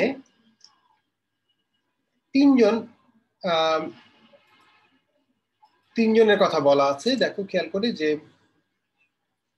বি, ওয়াই এবং কিউ, বি, ওয়াই এবং কিউ। ওয়াই দুইজনের রেঞ্জে আছে, কিউ এর রেঞ্জে এবং বি এর রেঞ্জে। তাহলে ওয়াই তার একটা সিচুয়েশন ঘটতে পারে যে দুইটা মাস্টার ট্রান্সমিশনের মাঝখানে সে পড়ে যেতে পারে, যেটা এখানে দেখানো হয়েছে। ধরা যাক এ বি কে ট্রান্সমিট করবে এবং পি কিউ কে ট্রান্সমিট করবে, কিন্তু এ বি কে যে ট্রান্সমিট করবে সেটা কিন্তু এতটুকু জায়গায় সীমাবদ্ধ থাকবে, আর পি যে কিউ কে ট্রান্সমিট করবে সেটা কিন্তু এতটুকু জায়গায় সীমাবদ্ধ থাকবে। তাহলে পি কিউ এর এই ট্রানজেকশনটা আনরিলেটেড, একটার সাথে আরেকটার কোনো রিলেশন নাই, কানেকশন নাই, এবং কেউ জানেও না, এ বি জানে না পি কিউ ট্রান্সমিট করতেছে বা পি কিউ জানে না এ বি ট্রান্সমিট করছে। এটা তাদের মতো করে হবে, তাদের জানার দরকারও নাই, এখানে কোনো কমন কিছু নাই। পি কিউ এ বি তারা যথেষ্ট দূরত্ব বজায় রেখে অবস্থান করছে। ফলে খেয়াল করে দেখো যে সে একটা আরটিএস প্যাকেট পাঠালো, পাঠিয়ে বললো যে আমি ডেটা এই সময় শুরু করব, আর ইন রিপ্লাই বি আবার সিটিএস প্যাকেট পাঠালো, সেও বললো যে আচ্ছা ঠিক আছে ডেটা এই সময় শুরু করবো এবং একটা ইন্ডিপেন্ডেন্ট ট্রানজেকশন হতে পারে। সিমিলারলি পি কিউ তারাও আবার আরেকটা পসিবল ট্রান্সমিশনের কথা বলছে যে আমি আরটিএস প্যাকেট পাঠিয়ে বললো যে আমি ডেটা এই সময় শুরু করব, আর এ বলছে যে অ্যাকনোলেজমেন্ট আমরা এই সময় পাঠাবো। সো দুইটা প্রপোজাল একটা আরেকটার সাথে যেহেতু কানেকশন নেই, এই প্রপোজাল অনুযায়ী এই সময়ে ডেটা অ্যাকনোলেজমেন্ট হবে, আর এর প্রপোজাল অনুযায়ী এই সময়ে ডেটা এবং অ্যাকনোলেজমেন্ট হবে। এইবার ওয়াই কিন্তু দুইটা সিটিএস পেয়েছে, বি এর সিটিএস ও পেয়েছে এবং কিউ এর সিটিএসও পেয়েছে। তাহলে ওয়াই দেখলো যে আমি তো রিসিভ করতে পারি ইন প্যারালাল, কারণ আমার রেঞ্জের মধ্যে বি সে রিসিভিং মোডে যাবে, কিউ সেও রিসিভিং মোডে যাবে। তাহলে আমার আশেপাশে যারা আছে তাদের কেউ ট্রান্সমিটার নাই, দুইজনই রিসিভার। আর আমরা তো বলেছি যে কোন একটা রিজনে কখনোই একটা ট্রান্সমিটার একটা রিসিভার হতে পারবে না, সব রিসিভার হতে পারবে বা সব সেন্ডার হতে পারবে, তাতে কোনো সমস্যা নেই। তাহলে ওয়াই দেখলো যে আমি ট্রান্সমিট করতে পারবো না, কিন্তু আমি তো রিসিভ করতে পারি। আচ্ছা, রিসিভ করতে পারলে এখন চিন্তা হচ্ছে যে সে কোনটার সাথে অ্যালাইন করবে। সে কি এটার সাথে অ্যালাইন করবে নাকি এটার সাথে অ্যালাইন করবে রিসিপশনটা? দেখো দুটোর মধ্যে পার্থক্য হচ্ছে এটা আগে শুরু হচ্ছে আর এটা পরে শুরু হচ্ছে। এখানে একটু চিন্তা করে দেখো কমপ্লিকেটেড সিচুয়েশন, যে ওয়াই কে দুইজনের সাথে অ্যালাইন করতে হবে, একজনের সাথে অ্যালাইন করলে হবে না। কেন? ওয়াই যে রিসিভ করা শুরু করবে সেটা এইটার সাথে অ্যালাইন করতে পারবে না। ওয়াই এর রিসিপশনটা এইটার সাথে অ্যালাইন করে করা যাবে না। কেন? কারণ খেয়াল করে দেখো যে সে যদি রিসিভ করতে থাকে সে এইটুকু পর্যন্ত সে রিসিভ করলো, ধরো মাঝখানে কিন্তু কিউ এর কিন্তু রিসিপশন অনেক আগে শেষ হয়ে যাবে এবং কিউ কিন্তু একটা অ্যাকনলেজমেন্ট পাঠাবে। তাহলে এই দুইজনের মধ্যে আমরা বলেছি যে দুইজনই রিসিভ করতে পারবে ইন প্যারালাল, কিন্তু আমরা দেখছি যে ওয়াই যখন রিসিভ করছে মাঝপথে কিউ তার রোল চেঞ্জ করে তাকে অ্যাকনলেজমেন্ট পাঠাতে হবে। অর্থাৎ সে তখন একটা সময়ে পরে সে কিন্তু এই এতটুকু ঠিক আছে, এতটুকু সে রিসিভ করতেছে, সেও কিউ রিসিভ করছে, কিন্তু এতটুকু পরে একটু পরে কিন্তু কিউ আবার ট্রান্সমিট করা শুরু করবে।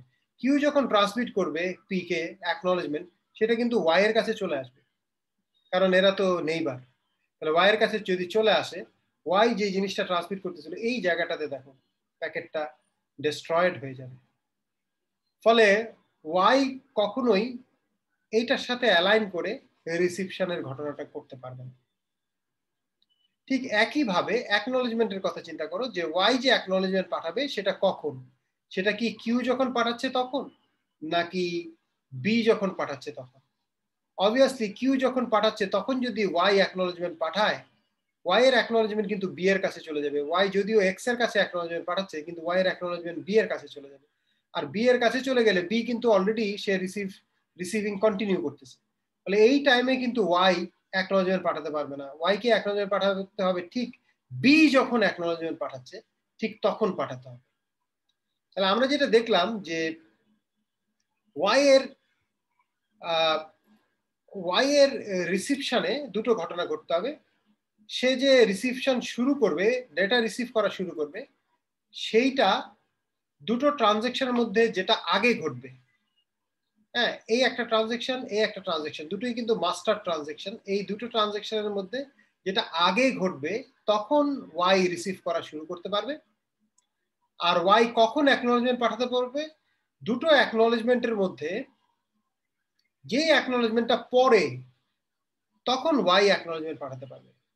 তাহলে ওয়াই কখন রিসিপশন শুরু করতে পারবে? দুটোর মধ্যে যেটা আগে। আর ওয়াই কখন অ্যাকনলেজমেন্ট পাঠাতে পারবে? দুটোর মধ্যে যেটা পরে। তাহলে এখান থেকে একটা নিতে হচ্ছে আর এইখান থেকে এই ট্রানজেকশন থেকে আরেকটাকে নিতে হচ্ছে, দুটো টাইমিং দুই জায়গা থেকে নিতে হচ্ছে। এটা তো গেল দুটো মাস্টার ট্রান্সমিশনের কথা। যদি তিনটা চারটা হয় সিনারিও তো আরো কমপ্লিকেটেড হয়ে যাবে। ডুয়েবল, করা যাবে, কিন্তু প্রোটোকলে এত কমপ্লিকেসি আসবে যে একটু এদিক সেদিক হলে প্রোটোকলটা ডেডলকে পড়ে যেতে পারে। হয়তো দেখা যাচ্ছে এর জন্য ওয়েট করছে, ওর জন্য কে জানে। তো সেই জন্য তাদের প্রোটোকলটা একটু সিম্পলিফাই রাখার জন্য এইটুকু করা হয়েছে যে না, কোন একটা জায়গায় শুধুমাত্র একটাই মাস্টার ট্রানজেকশন থাকতে পারে। যদি একাধিক মাস্টার ট্রান্সমিশন থাকে সে ইট ইজ নট অ্যালাউড। ফলে সে আর কি ওই সময়ে ওই অপরচুনিটিটা কাজে লাগাতে পারবে না সবাই। এভাবে পরিচিত করা হচ্ছে। তাহলে মোটামুটি আমরা প্রোটোকলের ডেসক্রিপশনটা শেষ করলাম। স্যার, হ্যাঁ স্যার আগের স্লাইডটাতে স্যার, এখানে স্যার এই যে দুটোর ক্ষেত্রে আমরা স্যার এটা দেখতে পাচ্ছি, কিন্তু স্যার এর বেশি যদি হয়ে যায় খুব কি বেশি স্যার কমপ্লেক্স হবে? মানে স্যার আমরা কি একটা ফর্মুলার মধ্যে এটাকে আনতে পারি না? যেমন স্যার যদি এখানে আরেকটা থাকতো, মানে 3 নাম্বার মাস্টার ট্রান্সমিশন থাকতো, ওয়াই কে তো স্যার মানে সবচেয়ে আর্লিয়েস্ট স্লট থেকে আসলে তাকে রিসিভ করতে হচ্ছে, আর যখন অ্যাকনলেজমেন্ট দিবে ওয়াই, তখন কিন্তু সবচেয়ে ফার্দেস্ট টাইম থেকে সে অ্যাকনলেজমেন্ট দিতে পারবে।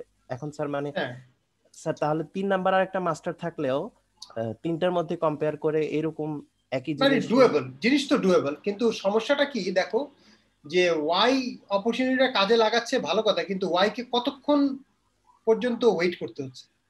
তার ট্রান্সমিশন শুরু হচ্ছে, তার রিসিপশন শুরু হচ্ছে সবচেয়ে আগেরটা থেকে, আর তার এই ট্রানজাকশন শেষ হচ্ছে সবার মধ্যে যে লাস্ট অ্যাকনলেজমেন্ট পাঠাবে। তাহলে এতক্ষণ ধরে সে বিজি হয়ে যাচ্ছে, ফলে সে যে অপরচুনিটিটা কাজে লাগিয়ে যে বেনিফিটটা নেওয়ার কথা, তার বদলে সে কিন্তু একটু পেনাল্টিতেও পড়তেছে। সেই কারণে আসলে করা হয়েছে। ওই যে বললাম যে ডুয়েবল অবশ্যই, কিন্তু কমপ্লিকেটেড এবং খুব বেশি বেনিফিট পাওয়া যাবে না তখন এই অ্যালাইন করতে গিয়ে, তাই কিন্তু অনেক দূর ওয়েট করতে হবে। তো ফলে দেখা যেত যে এই সময় তো সে নরমালি গেলে তার থেকে বেটার অপরচুনিটি।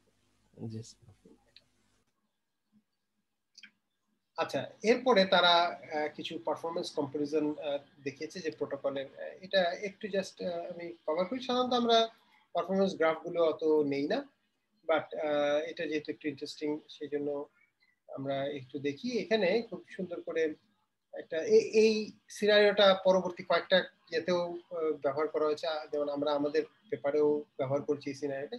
এই সিনারিওটা এরকম যে দুটো রিং নেটওয়ার্ক দেখতে পাচ্ছ এখানে, এরা একটা ক্লিক, অর্থাৎ সবাই সবার ট্রান্সমিশন রেঞ্জে। তাহলে একজন যদি সেন্ডার হয়, অন্যদেরকে কিন্তু ওয়েট করতে হওয়ার কথা। তাহলে প্যারালাল রিসিপশন ইত্যাদি ইত্যাদি এনশিওরড, প্যারালাল ট্রান্সমিশন, প্যারালাল রিসিপশন এদের মধ্যে হবে। আর এদের আউটার রিং এ একটা একটা করে নোড কানেক্টেড, এবং তারা কিন্তু শুধুমাত্র ইনার রিং এর একজনের সাথেই কানেক্টেড। তারা নিজেদের কারোর সাথে কানেক্টেড না, প্লাস ইনার রিং এর অন্য কারোর সাথে কানেক্টেড না। তার অর্থ হচ্ছে এখানে 4টা পেয়ার অফ ট্রান্সমিশন হতে পারে, এইটা, এইটা, এইটা এবং এইটা, এবং শুধুমাত্র এরা একজন আরেকজনের সাথে কানেক্টেড। আর ইনার রিং এর একটা নোড আউটারের একটার সাথে কানেক্টেড, এবং আউটার অন্য কারোর সাথে কানেক্টেড না। এরকম হচ্ছে টপোলজি। টপোলজিটা আমরা চিন্তা করলে এরকম এই হচ্ছে 4টা নোড ইনার, আর আউটারে একটা, এ এর সাথে কানেক্টেড, এ এর সাথে কানেক্টেড, এ এর সাথে কানেক্টেড। এরকম অবস্থায় প্যারালাল ট্রান্সমিশনের বা প্যারালাল রিসিপশনের অপরচুনিটিটা ম্যাক্সিমাইজ করা সম্ভব। তাহলে ট্রানজাকশন গুলো ওভাবে হচ্ছে। তো এই রিং এর মধ্যে নাম্বার অফ নোড বাড়িয়ে, রিং এ যদি 10টা হয় ইনার রিং এ, তাহলে আউটার রিং এও 10টা। ইনার রিং এ যদি 14টা হয়, আউটার রিং এও 14টা। এভাবে করে তারা থ্রুপুট দেখালো এবং উপরে ইউডিপি ট্রাফিক দিল, এর নিচে তো ম্যাক লেয়ার, এবং ম্যাক লেয়ার তাদের ম্যাক লেয়ার। তারা পাশাপাশি 802.11 এর সাথে কম্পারিজন দেখালো। এই কম্পারিজনে খেয়াল করে দেখো, ইন্টারেস্টিং ব্যাপার হচ্ছে যখন নাম্বার অফ নোড কম থাকে, তাদের থ্রুপুট কিন্তু বেশ ভালো।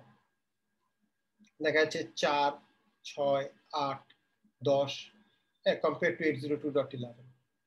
যে নাম্বার অফ নোড বেড়ে যাচ্ছে তত কিন্তু তারা খুব বেশি গেইন করতে পারছে না, অনেক ক্ষেত্রে তারা লুজও করতেছে, এবং গেইনটা এই যে ক্ষেত্রে প্রায় সমান এই ক্ষেত্রে। সো একটু অ্যাব্রাপ্ট সিচুয়েশন। মেইনলি লজিক হচ্ছে যে যত তুমি বাড়াবা তত দেখা যাবে যে ওই প্যারালাল ট্রান্সমিশনের জন্য ওই যে একটা মাত্র মাস্টার করা যাবে, অন্যদেরকে কিন্তু ওয়েট করতে হচ্ছে। আর ওয়েট যদি করতে হয় তাহলে কিন্তু এই মডিফাইড প্রোটোকলটা সাফার করবে বেশি। কেন? কারণ মডিফাইড প্রোটোকলে কিন্তু একটা গ্যাপ আছে, কন্ট্রোল গ্যাপ যেটা বলছি আমরা, অর্থাৎ আরটিএস সিটিএস এর সাথে সাথে কিন্তু ডেটা পাঠাতে পারতেছে না। আরটিএস সিটিএস এর পরে কিন্তু ইচ্ছা করে একটা গ্যাপ রেখেছে প্রত্যেক আরটিএস সিটিএস এর পরে। ফলে যদি তুমি প্যারালাল ট্রান্সমিশন করতে না পারো, তখন দেখা যাবে ওই গ্যাপটার জন্য তোমাকে পেনাল্টি দিতে হবে, কারণ ওই গ্যাপ সময়টা তো আইডেল পড়ে রইল। তুমি একটা গ্যাপ রাখলা অথচ প্যারালাল ট্রান্সমিশনের অপরচুনিটি তৈরি করতে পারলা না, তাহলে ওই গ্যাপটা কিন্তু মিস ইউজ হলো, ইউটিলাইজ করা গেল না। তো সেই কারণে কিন্তু এই জায়গায় তাদের পারফরমেন্স ইভেন ডিগ্রেড করতেছে। মানে এটা একটু সারপ্রাইজিং যে পারফরমেন্স ডিগ্রেড করবে কেন, হয় প্যারালাল অপরচুনিটি নিতে পারবো আর নাহলে পারবো না, না পারলে তো অ্যাজ ইট ইজ হলো। কিন্তু আসলে তা না, অ্যাজ ইট ইজও হবে না, তাতে খারাপ হবে। কারণ তুমি তো ওই যে একটা গ্যাপ ইন্ট্রোডিউস করেছো, তুমি গ্যাপ দিলা কিন্তু কেউ অপরচুনিটি কাজে লাগাতে পারছে না, ওই গ্যাপটা তখন পেনাল্টি হিসেবে কাজ করছে। তো এই কারণে খুব ডেন্স নেটওয়ার্কে এটা আসলে তাদের এটা খুব বেশি ইফেক্টিভলি কাজ করে। রাফ একটা আইডিয়া পেলেই হবে, আমরা এক্সপেরিমেন্টাল রেজাল্টে খুব বেশি ডিপে যাব না। তাহলে এখানে লিমিটেশন গুলো খেয়াল করে দেখো যে একটা হচ্ছে যে যেটা যে অ্যালাইন করতেছে তার প্যাকেট সাইজ অবশ্যই মাস্টার ট্রান্সমিশন থেকে কম হতে হবে, অর্থাৎ প্যাকেট সাইজটা ক্রস করে গেলে তো ডিউরেশন ক্রস করে যাবে এবং অ্যাকনলেজমেন্টে চলে যাবে, এটা একটা লিমিটেশন। এবং তার মানে তোমার উপরের লেয়ার যদি একটা বড় প্যাকেট সাইজ প্যাকেট পাঠায়, সেটাকে তোমাকে ফ্র্যাগমেন্ট করতে হবে, ভাগ করে তারপরে ট্রান্সমিট করতে হবে, এটাও একটা চিন্তা। আর এটা মেইনলি স্ট্যাটিক নেটওয়ার্কে ডিজাইন করা। মোবাইল নেটওয়ার্কে মোবিলিটি যদি থাকে, এই রকম এত টাইট সিনক্রোনাইজেশন, ওই যে কন্ট্রোল গ্যাপ মেনটেন করা, ডেটা এই সময় শুরু হবে এখন, এটা মেনটেন করা কিন্তু একটু টু ডিফিকাল্ট একটা টাস্ক হয়ে যাবে। সো এই মোবাইল এনভায়রনমেন্টে কি করা যায় সেগুলো কিন্তু স্টিল ওপেন প্রবলেম হিসেবে এখনো রয়ে গেছে, আসলে এরপরে খুব বেশি আগায়নি এই দিকের ডিরেকশন। ঠিক আছে, তাহলে আমরা প্রথম পেপারটা শেষ করলাম। আর মোটামুটি এই আইডিয়াগুলো একটু করলেই হবে, আর সিনারিওগুলো চিন্তা করতে হবে। আমরা দ্বিতীয় প্রবলেমের কথা বলি, সেটা হচ্ছে আরটিএস সিটিএস এর কারণে একটা কনজেশন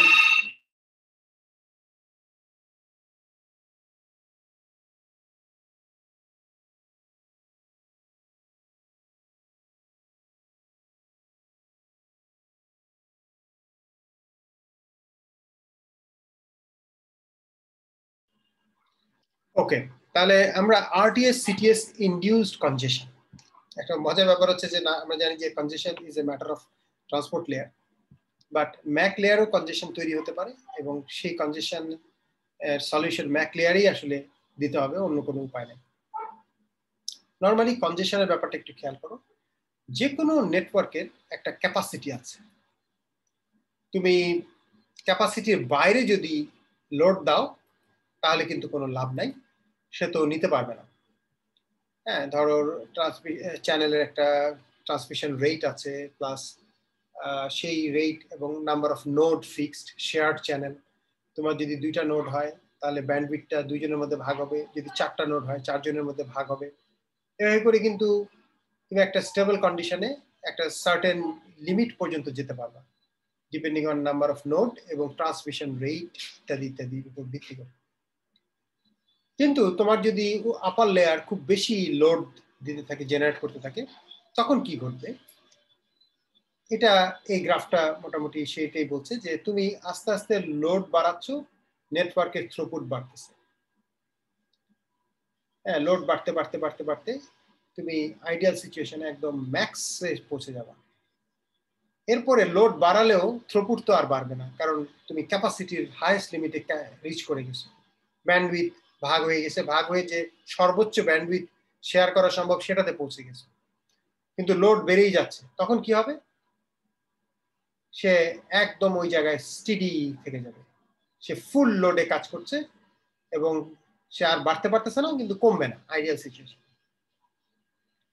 আমরা একটা নেটওয়ার্ক থেকে আইডিয়াল জিনিস তো পাবো না, কিন্তু আমরা ডিজায়ার করি যে এটা বাড়তে থাকবে লোড বাড়ার সাথে সাথে, তারপর যখন ক্যাপাসিটির কাছাকাছি চলে যাবে সে আর ওইভাবে আইডিয়ালের মতো বাড়বে না, কিন্তু ওইটা সে ধরার চেষ্টা করবে।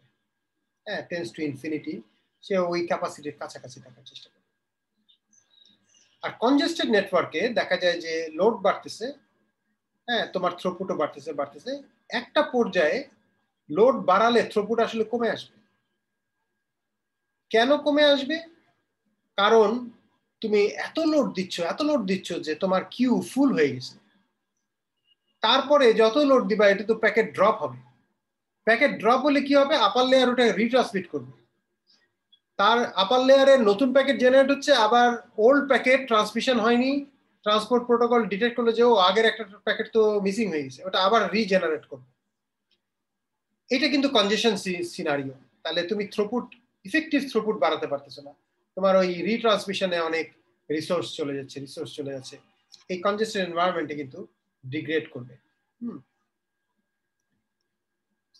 এখন এইটাকে আমরা বলি যে নর্মাল কনজেশন সিনারিও, যে বাফার ফুল হয়ে গেছে, আপার লেয়ার সমানে প্যাকেট পাঠাচ্ছে, ড্রপ করতেছে লোয়ার লেয়ার যেহেতু জায়গা নাই, এবং সেগুলো আবার রিট্রান্সমিট রিজেনারেট হচ্ছে, আবার লোয়ার লেয়ারে আসতেছে, নতুন আসতেছে, পুরনো আসতেছে, বাফার ফুল, অনেক কিছু মিসিং হচ্ছে। এটা হচ্ছে গিয়ে কনজেশন সিনারিও। এটার জন্য কি করতে হয়? সিম্পল, ট্রান্সপোর্ট প্রোটোকল বলে যে তুমি ট্রান্সমিশন রেট ড্রপ করো, অর্থাৎ হাফ করো, প্রতিবার হাফ করো, হাফ করো, করতে করতে তুমি নতুন জেনারেশন কমিয়ে দিচ্ছ, কারণ পুরনো জিনিসগুলো আগে ক্লিয়ার করো, নতুন করে বেশি তৈরি করার দরকার নেই, যেহেতু বাফার ফুল হয়ে যাচ্ছে।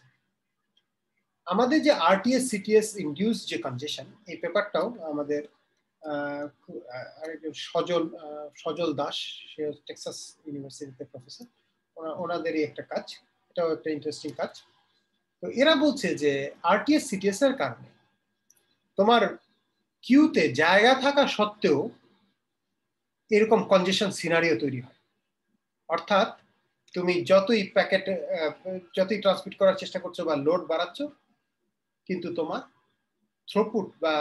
থ্রুপুট কিন্তু কমে যাবে। এই যে এই কার্ভটা ফলো করবে, আমরা যে লাস্ট কার্ভ কনজেস্টেড কার্ভটা দেখলাম, এটা ফলো করবে, যদিও তোমার বাফার ফুল হয় নাই, বাফারে অনেক জায়গা আছে, প্যাকেট রাখার জায়গা আছে, স্টিল এটা হবে। আচ্ছা, কারণ একটা বিষয় হচ্ছে যে ম্যাক লেয়ার করে কি, বাফার ফুল না হলেও সে আরেকটা সিনারিওতেও কিন্তু ড্রপ করে। সেটা হচ্ছে কোন একটা প্যাকেট সে ট্রান্সমিট করার চেষ্টা করলো, যদি ছোট প্যাকেট হয় তাহলে সে 7 বার ট্রাই করবে, আর যদি বড় প্যাকেট হয় তাহলে 5 বার ট্রাই করবে। সে কখনো আনলিমিটেড ট্রাই করবে না। 7 বার ট্রাই করে যদি সে ডেস্টিনেশনে রিচ করতে না পারে বা নেক্সট হপে কাউকে দিতে না পারে, তার মানে ধরে নেবে যে ওই নোড আর নাই, সে হয়তো ডেড হয়ে গেছে, লাইভ নাই, তাহলে সে প্যাকেটটা ড্রপ করে দেবে। সো তোমার বাফারে জায়গা আছে কিন্তু তুমি ট্রান্সমিট করতে পারতেছো না due to channel problem or the receiver problem, কোনো এক কারণে, তখন কিন্তু এটা ড্রপ করা শুরু করবে। আর ড্রপ করলেই তো কনজেশনের মতো একটা সিনারিও তৈরি হবে, যদিও তোমার বাফারে জায়গা আছে। আমরা দেখি যে কিভাবে আরটিএস সিটিএস এই কনজেশনটা তৈরি করতে পারে।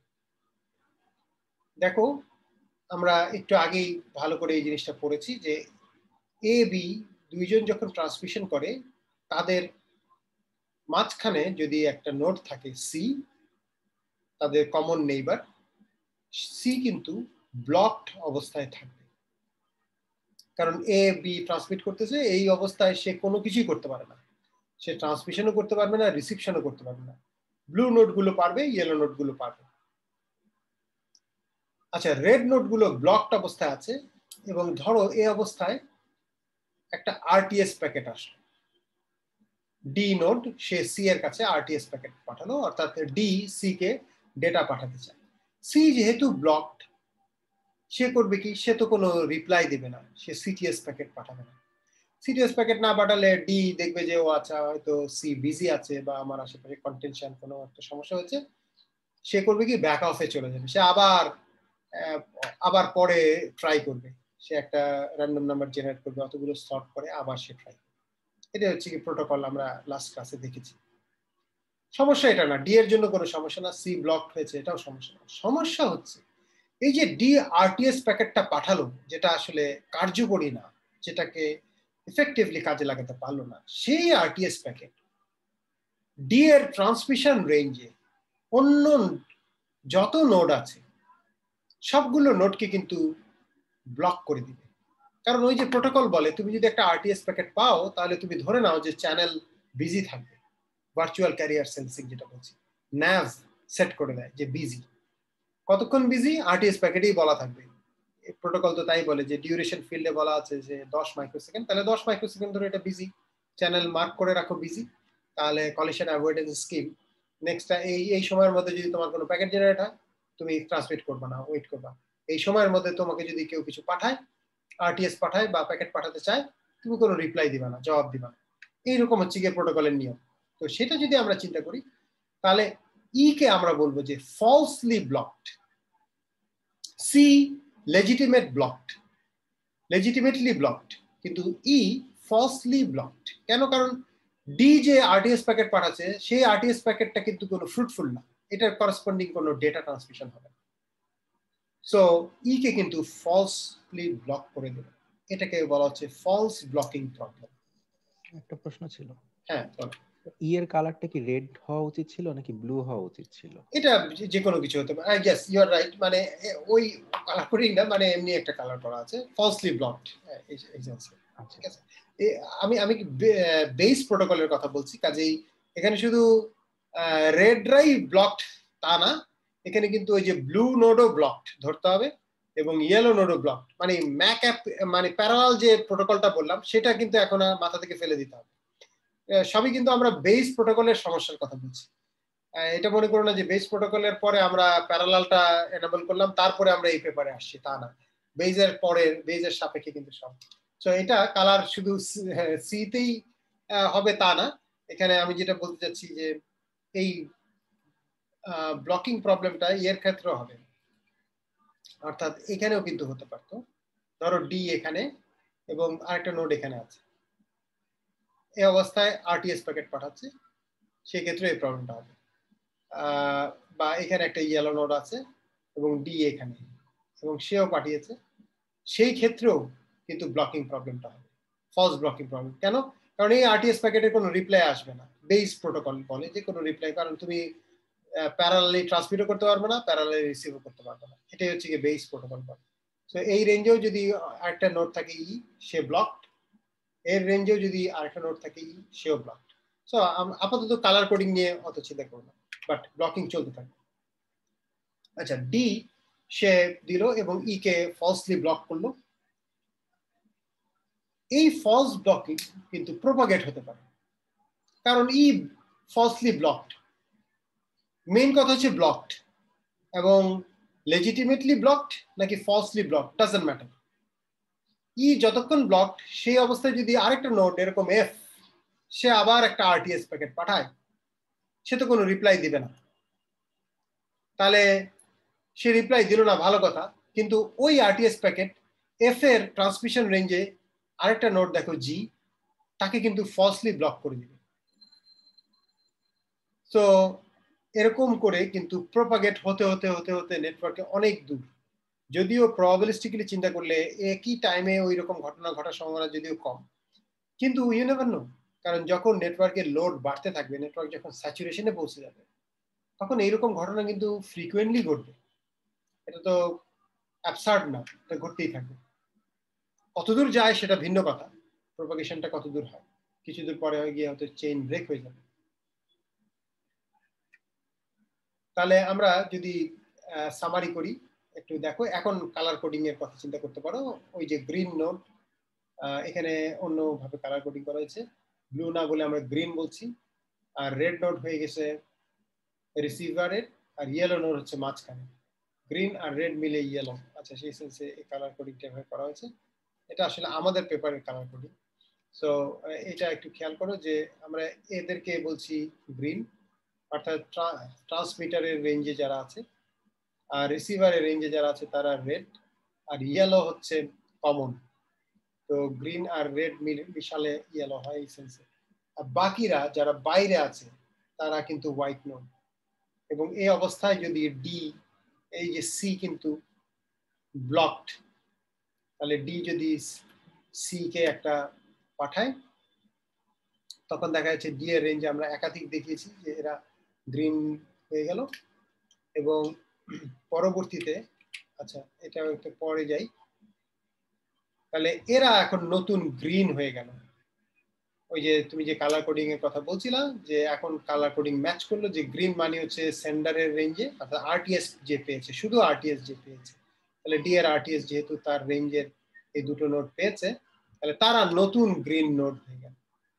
এই অবস্থায় এই নতুন গ্রিন নোডকে যদি অন্য কোনো হোয়াইট নোড মানে এদের বাইরে যারা, তারাই হোয়াইট, সেই হোয়াইট নোড যদি এদেরকে পাঠায়, তখন ওইটা আবার হোয়াইট নোডের নেইবার গুলোকে সবগুলোকে আবার নতুন করে গ্রিন বানাবে। এই যে দেখো এখানে দেখানো হয়েছে যে ই আরটিএস প্যাকেট পাঠিয়েছে একটা ফলসলি ব্লককে, এবং তার রেঞ্জের এ কিন্তু নতুন করে গ্রিন নোড হয়ে গেল, আরো থাকলো, এভাবে করে হতে পারবে। এবং আরো মজার ব্যাপার হচ্ছে তারা দেখিয়েছে যে এইরকম যেতে যেতে যেতে যেতে একটা ডেডলক তৈরি হয়ে যেতে পারে। দেখো ডেডলকের ব্যাপারটা আমরা দেখি। সুডো ডেডলক, সুডো কেন বলছি, মানে ডেডলক মানে হচ্ছে ফরএভার তুমি আটকে গেলা, তা না। সুডো মানে হচ্ছে একটা সুডো স্বল্প সময়ের জন্য একটা ডেডলক তৈরি হবে, একটু পরে ব্রেক হয়ে যাবে। কিভাবে ব্রেক হবে সেটাও আমি বলছি। তবে ডেডলকটা যে হতে পারে সেই সিনারিওটা একটু দেখো, একটু কমপ্লিকেটেড সিনারিও হলো, হ্যাঁ এরকম ঘটতে পারে। তাদের চিন্তা ভাবনাটা আমাদের আসলে এখানে অ্যাপ্রিশিয়েট করার ব্যাপার, চিন্তা করে বের করছে যে ডেডলক আসলে ঘটলে ঘটতেও পারে। যেমন এখানে দেখানো হচ্ছে যে ধরা যাক জি একটা ডেটা পাঠাচ্ছে এ কে, এবং যেহেতু এখানে আমি যদি একটু পেনটাকে নেই, যেহেতু এখানে জি এবং এ এরা ডেটা কমিউনিকেশন করছে, এই দুজনের মধ্যে ডেটা হচ্ছে, তার অর্থ হচ্ছে জি হয়তো আরটিএস প্যাকেট পাঠিয়েছিল, তার রিপ্লাই এ সিটিএস প্যাকেট পাঠিয়েছে, এবং এর সিটিএস প্যাকেট কিন্তু এফ পর্যন্ত পৌঁছেছে। ফলে এই ট্রান্সমিশনের কারণে, এই ডেটা ট্রানজাকশনের কারণে এফ কিন্তু ব্লকড। এফ কে আমরা ব্লকড বলছি, ফলসলি ব্লক না, রিয়েলি ব্লকড। তাহলে এই রেঞ্জে যারা আছে সবাই ব্লকড। এই অবস্থায় ই দেখো, ই এফ কে কিন্তু একটা আরটিএস প্যাকেট পাঠিয়েছে। তাহলে ই এর আরটিএস প্যাকেট ই এর ট্রান্সমিশন রেঞ্জের সবাইকে কিন্তু ফলসলি ব্লকড করবে। তাহলে এ ব্লকড, ই এর ট্রান্সমিশন রেঞ্জে ই আরটিএস প্যাকেট পাঠালো, ই এর ট্রান্সমিশন রেঞ্জের সবাই ফলসলি ব্লকড। কে ফলসলি ব্লকড? আসলে একজনই আছে, সেটা হচ্ছে ডি। তাহলে ডি সে কিন্তু ফলসলি ব্লকড হয়ে গেল। এইবার ডি কে ধরা যাক সি একটা আরটিএস প্যাকেট পাঠিয়েছে, তাহলে সি এর আরটিএস প্যাকেট সি এর সবাইকে কিন্তু ব্লকড করে ফেলবে। কিন্তু যদিও এটা ফলস, কারণ এই আরটিএস প্যাকেটের কোনো রিপ্লাই আসবে না, ডি যেহেতু ব্লকড, ডি রিপ্লাই দিতে পারবে না। তাহলে সি এর আরটিএস প্যাকেট সি এর ট্রান্সমিশন রেঞ্জের সবাইকে ব্লক করবে, এবং সি এর ট্রান্সমিশন রেঞ্জে বি এক্সিস্ট করে, তাহলে বি ব্লকড হয়ে গেল। এই অবস্থায় ধরো এর এ আর জি এর ডেটা ট্রান্সমিশন শেষ, এবং এ বি কে একটা প্যাকেট পাঠাতে চায়, তাহলে এ আবার একটা আরটিএস প্যাকেট পাঠাবে, বি ব্লকড, আর এ আরটিএস প্যাকেট পাঠিয়েছে।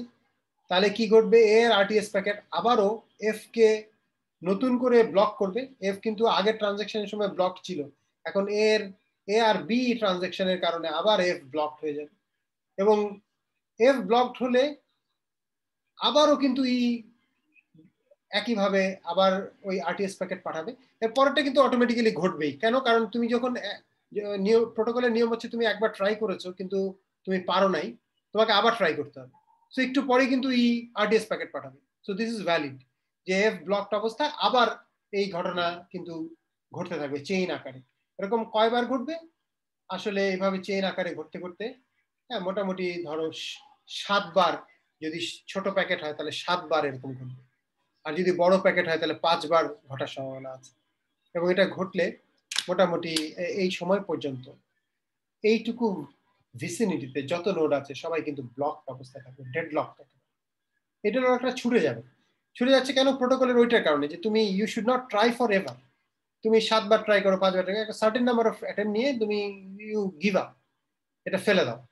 ফেলে দিলেই কিন্তু ওই যে কনজেশন সিনারিও, কারণ তখন কনজেশনে চলে যাচ্ছে, ডেড ব্লকের কারণেও কনজেশন হচ্ছে, আবার তুমি ফেলে দিচ্ছ, এই প্যাকেটটা আবার আপার লেয়ারকে রিট্রান্সমিট করতে হবে, সেক্ষেত্রেও কনজেশনের মতো মনে হবে। আসলে তো কনজেশন না, বাফারে জায়গা আছে, কিন্তু উপরের লেয়ার সে তো দেখলো যে প্যাকেটটা ডেলিভারি হয়নি, সে আবার রিজেনারেট করে আবার থাকে।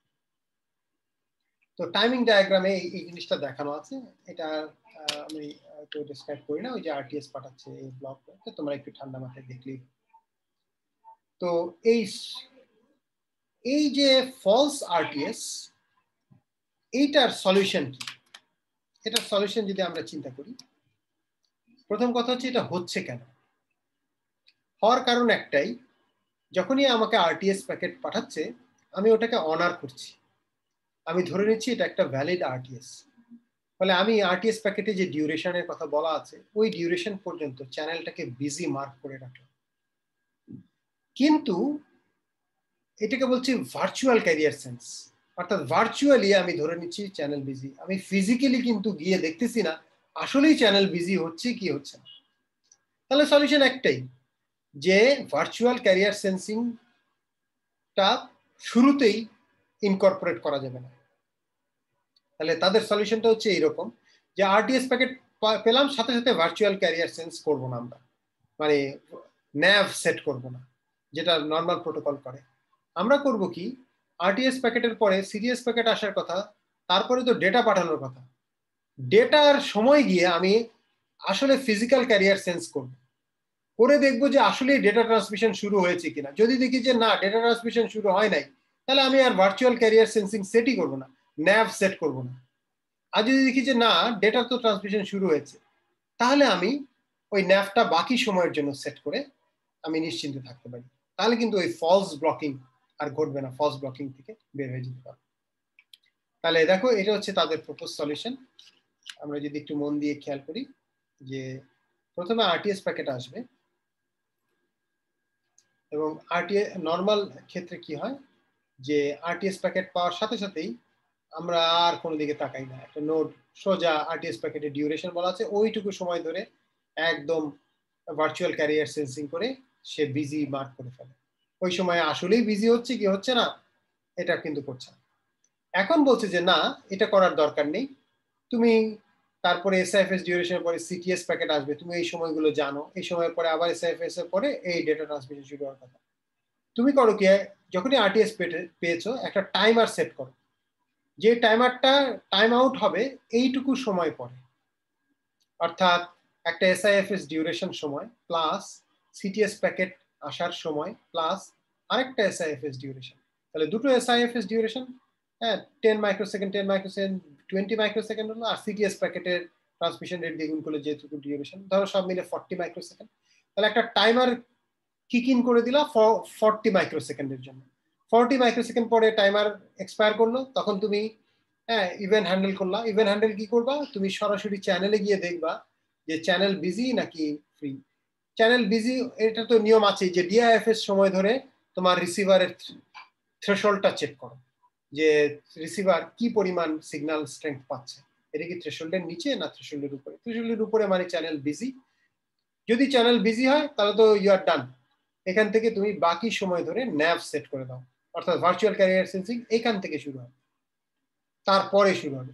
আর যদি দেখো যে না চ্যানেল ফ্রি, অর্থাৎ তার মানে এটা একটা ফলস আরটিএস ছিল, অর্থাৎ এটা আসলে ফ্রুটফুল হয় নাই, তাহলে সেই ক্ষেত্রে তুমি আর ইয়ে করো না, তুমি চ্যানেলটাকে ভার্চুয়াল ক্যারিয়ার সেন্সিং এ মার্ক করো।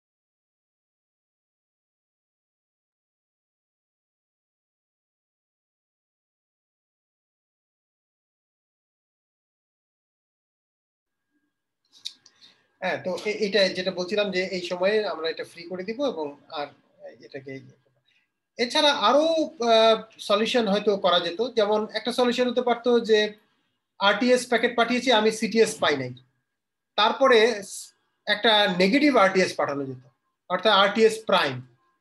তার মানে আমরা যদি আগের পিকচারটা খেয়াল করি, যে এখানে ধরো কোন একটা নোড, যেমন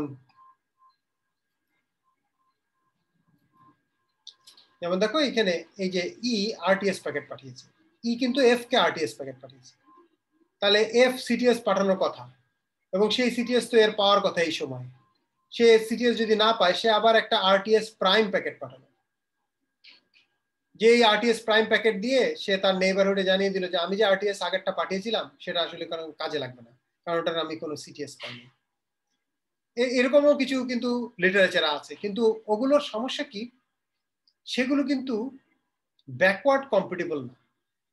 অর্থাৎ ব্যাকওয়ার্ড কম্পিটেবল বলতে তোমার প্রোটোকলে তো একটা মেজর চেঞ্জ করতে হচ্ছে, আরটিএস প্রাইম ইন্ট্রোডিউস করতে হচ্ছে। অথচ এখনকার যে সলিউশনটা দেখলাম যে তুমি প্রোঅ্যাক্টিভ হয়ে ওই সময় গিয়ে চ্যানেল সেন্স করবা, এতে কিন্তু প্রোটোকলে মেজর চেঞ্জ করতে হচ্ছে না।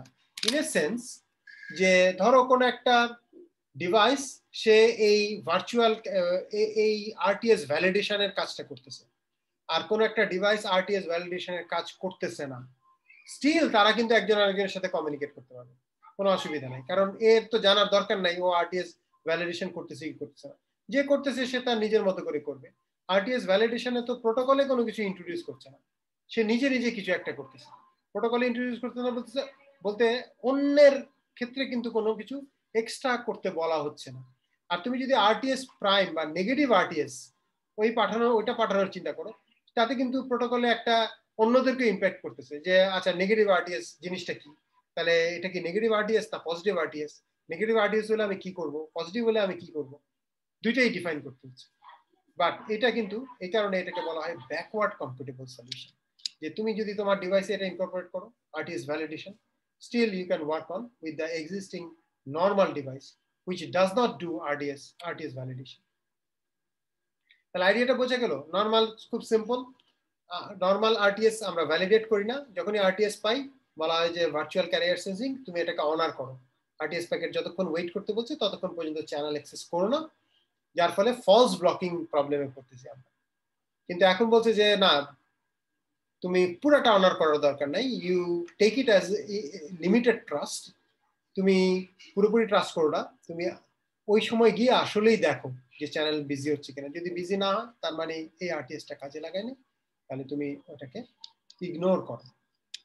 এভাবে করে তারা মোটামুটি ভাবে বেশ কিছু রেজাল্ট দেখেছে। আমি জাস্ট কয়েকটা রেজাল্ট একটু দেখাই যে আরটিএস ভ্যালিডেশন যখন ইনকর্পোরেট করলো তখন আনরিপ্লাইড আরটিএস এর পরিমাণ অনেক কমে গেল, অর্থাৎ এই ফলস ব্লকিং এর ঘটনাটা অনেক কমে গেল জিনিসটা, উইথ আরটিএস ভ্যালিডেশন এবং উইদাউট আরটিএস ভ্যালিডেশন দুইটাই দেখিয়েছে। প্লাস থ্রুপুটের ব্যাপারটাও দেখিয়েছে।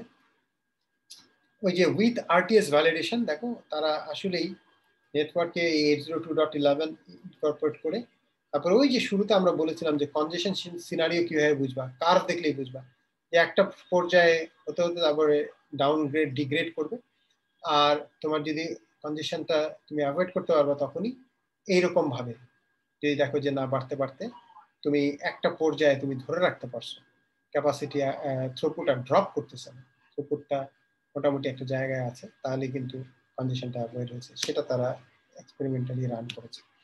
আর আইডিয়াল সিচুয়েশন তো আসলে কখনো অ্যাচিভ করা যাবে না, বাট এটা জাস্ট দেখানোর ক্ষেত্রেই দেখা। সো মোটামুটি আমরা শেষ পর্যায়ে চলে আসছি। শেষ পর্যায়ে হচ্ছে যে এই যে 802.11 এর ভার্চুয়াল ক্যারিয়ার সেন্সিং এ এরকম একটা দুর্বলতা আছে, অর্থাৎ আরটিএস প্যাকেটকে অনার করতে হবে, সিটিএস প্যাকেটকে অনার করতে হবে। এইটাকে কিন্তু ইন্ট্রুডাররা কাজে লাগাতে পারে, কাজে লাগিয়ে নতুন একটা থার্ড প্রবলেম, যে ডেলিবারেটলি একটা প্রবলেম ক্রিয়েট করতে পারে। আমরা এর আগের যে প্রবলেমটা দেখলাম ওটা কিন্তু ডেলিবারেট না, ওটা হয়ে যাচ্ছে প্রোটোকলের একটা দুর্বলতার কারণে, একটা উইকনেসের কারণে কিন্তু এটা ঘটতেছে।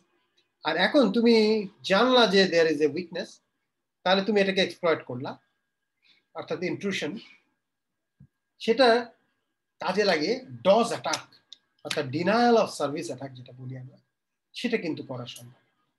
এবং এই ডিনায়াল অফ সার্ভিস অ্যাটাকটা ভার্চুয়াল জ্যামিং এর ক্যাটাগরিতে পড়ে। আমরা সাধারণত জ্যামিং করতে পারি একটা ওয়্যারলেস নেটওয়ার্ককে, কিছুটা একটাকে বলা হয় রিয়েল জ্যামিং, আর একটা হচ্ছে ভার্চুয়াল জ্যামিং।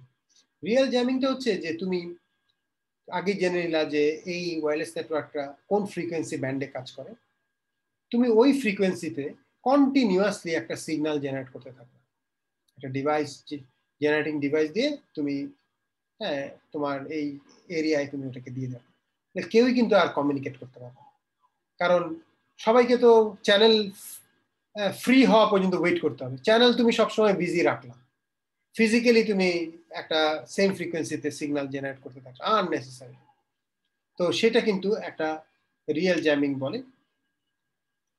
আর ভার্চুয়াল জ্যামিং হচ্ছে যে না, তুমি কন্টিনিউয়াসলি করলা না, কিন্তু তুমি অন্য কোনো উপায়ে এই জিনিসটা অ্যাচিভ করলা, সেম গোল অ্যাচিভ করলা but in a different way.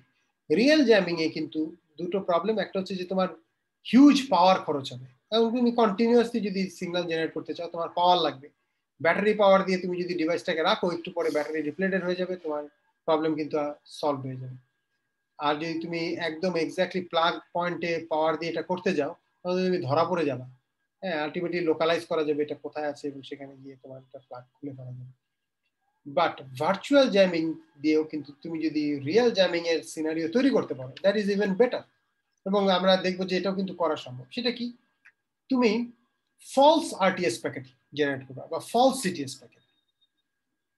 তুমি ডেস্টিনেশনে এমন একটা ডেস্টিনেশন দিলা, ওই ডেস্টিনেশন আসলে নাই নেটওয়ার্কে, কিছু যায় আসে না, কারণ আসলে কেউ তো ডেস্টিনেশন আছে কি নাই চেক করতেছে না।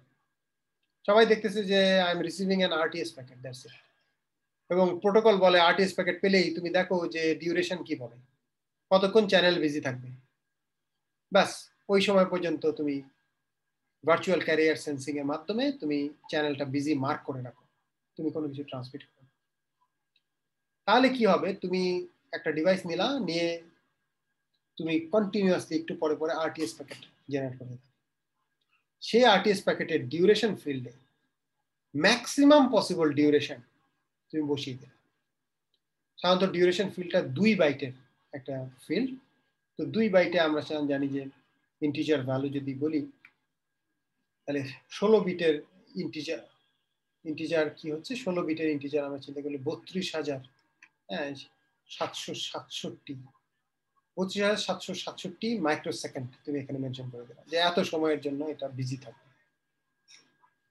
তাহলে এক আরটিএস প্যাকেট দিয়ে এই সময় পর্যন্ত তুমি কিন্তু সবাইকে হ্যাং আপ করে রাখলা, তারা কেউ চ্যানেল অ্যাক্সেস করলো।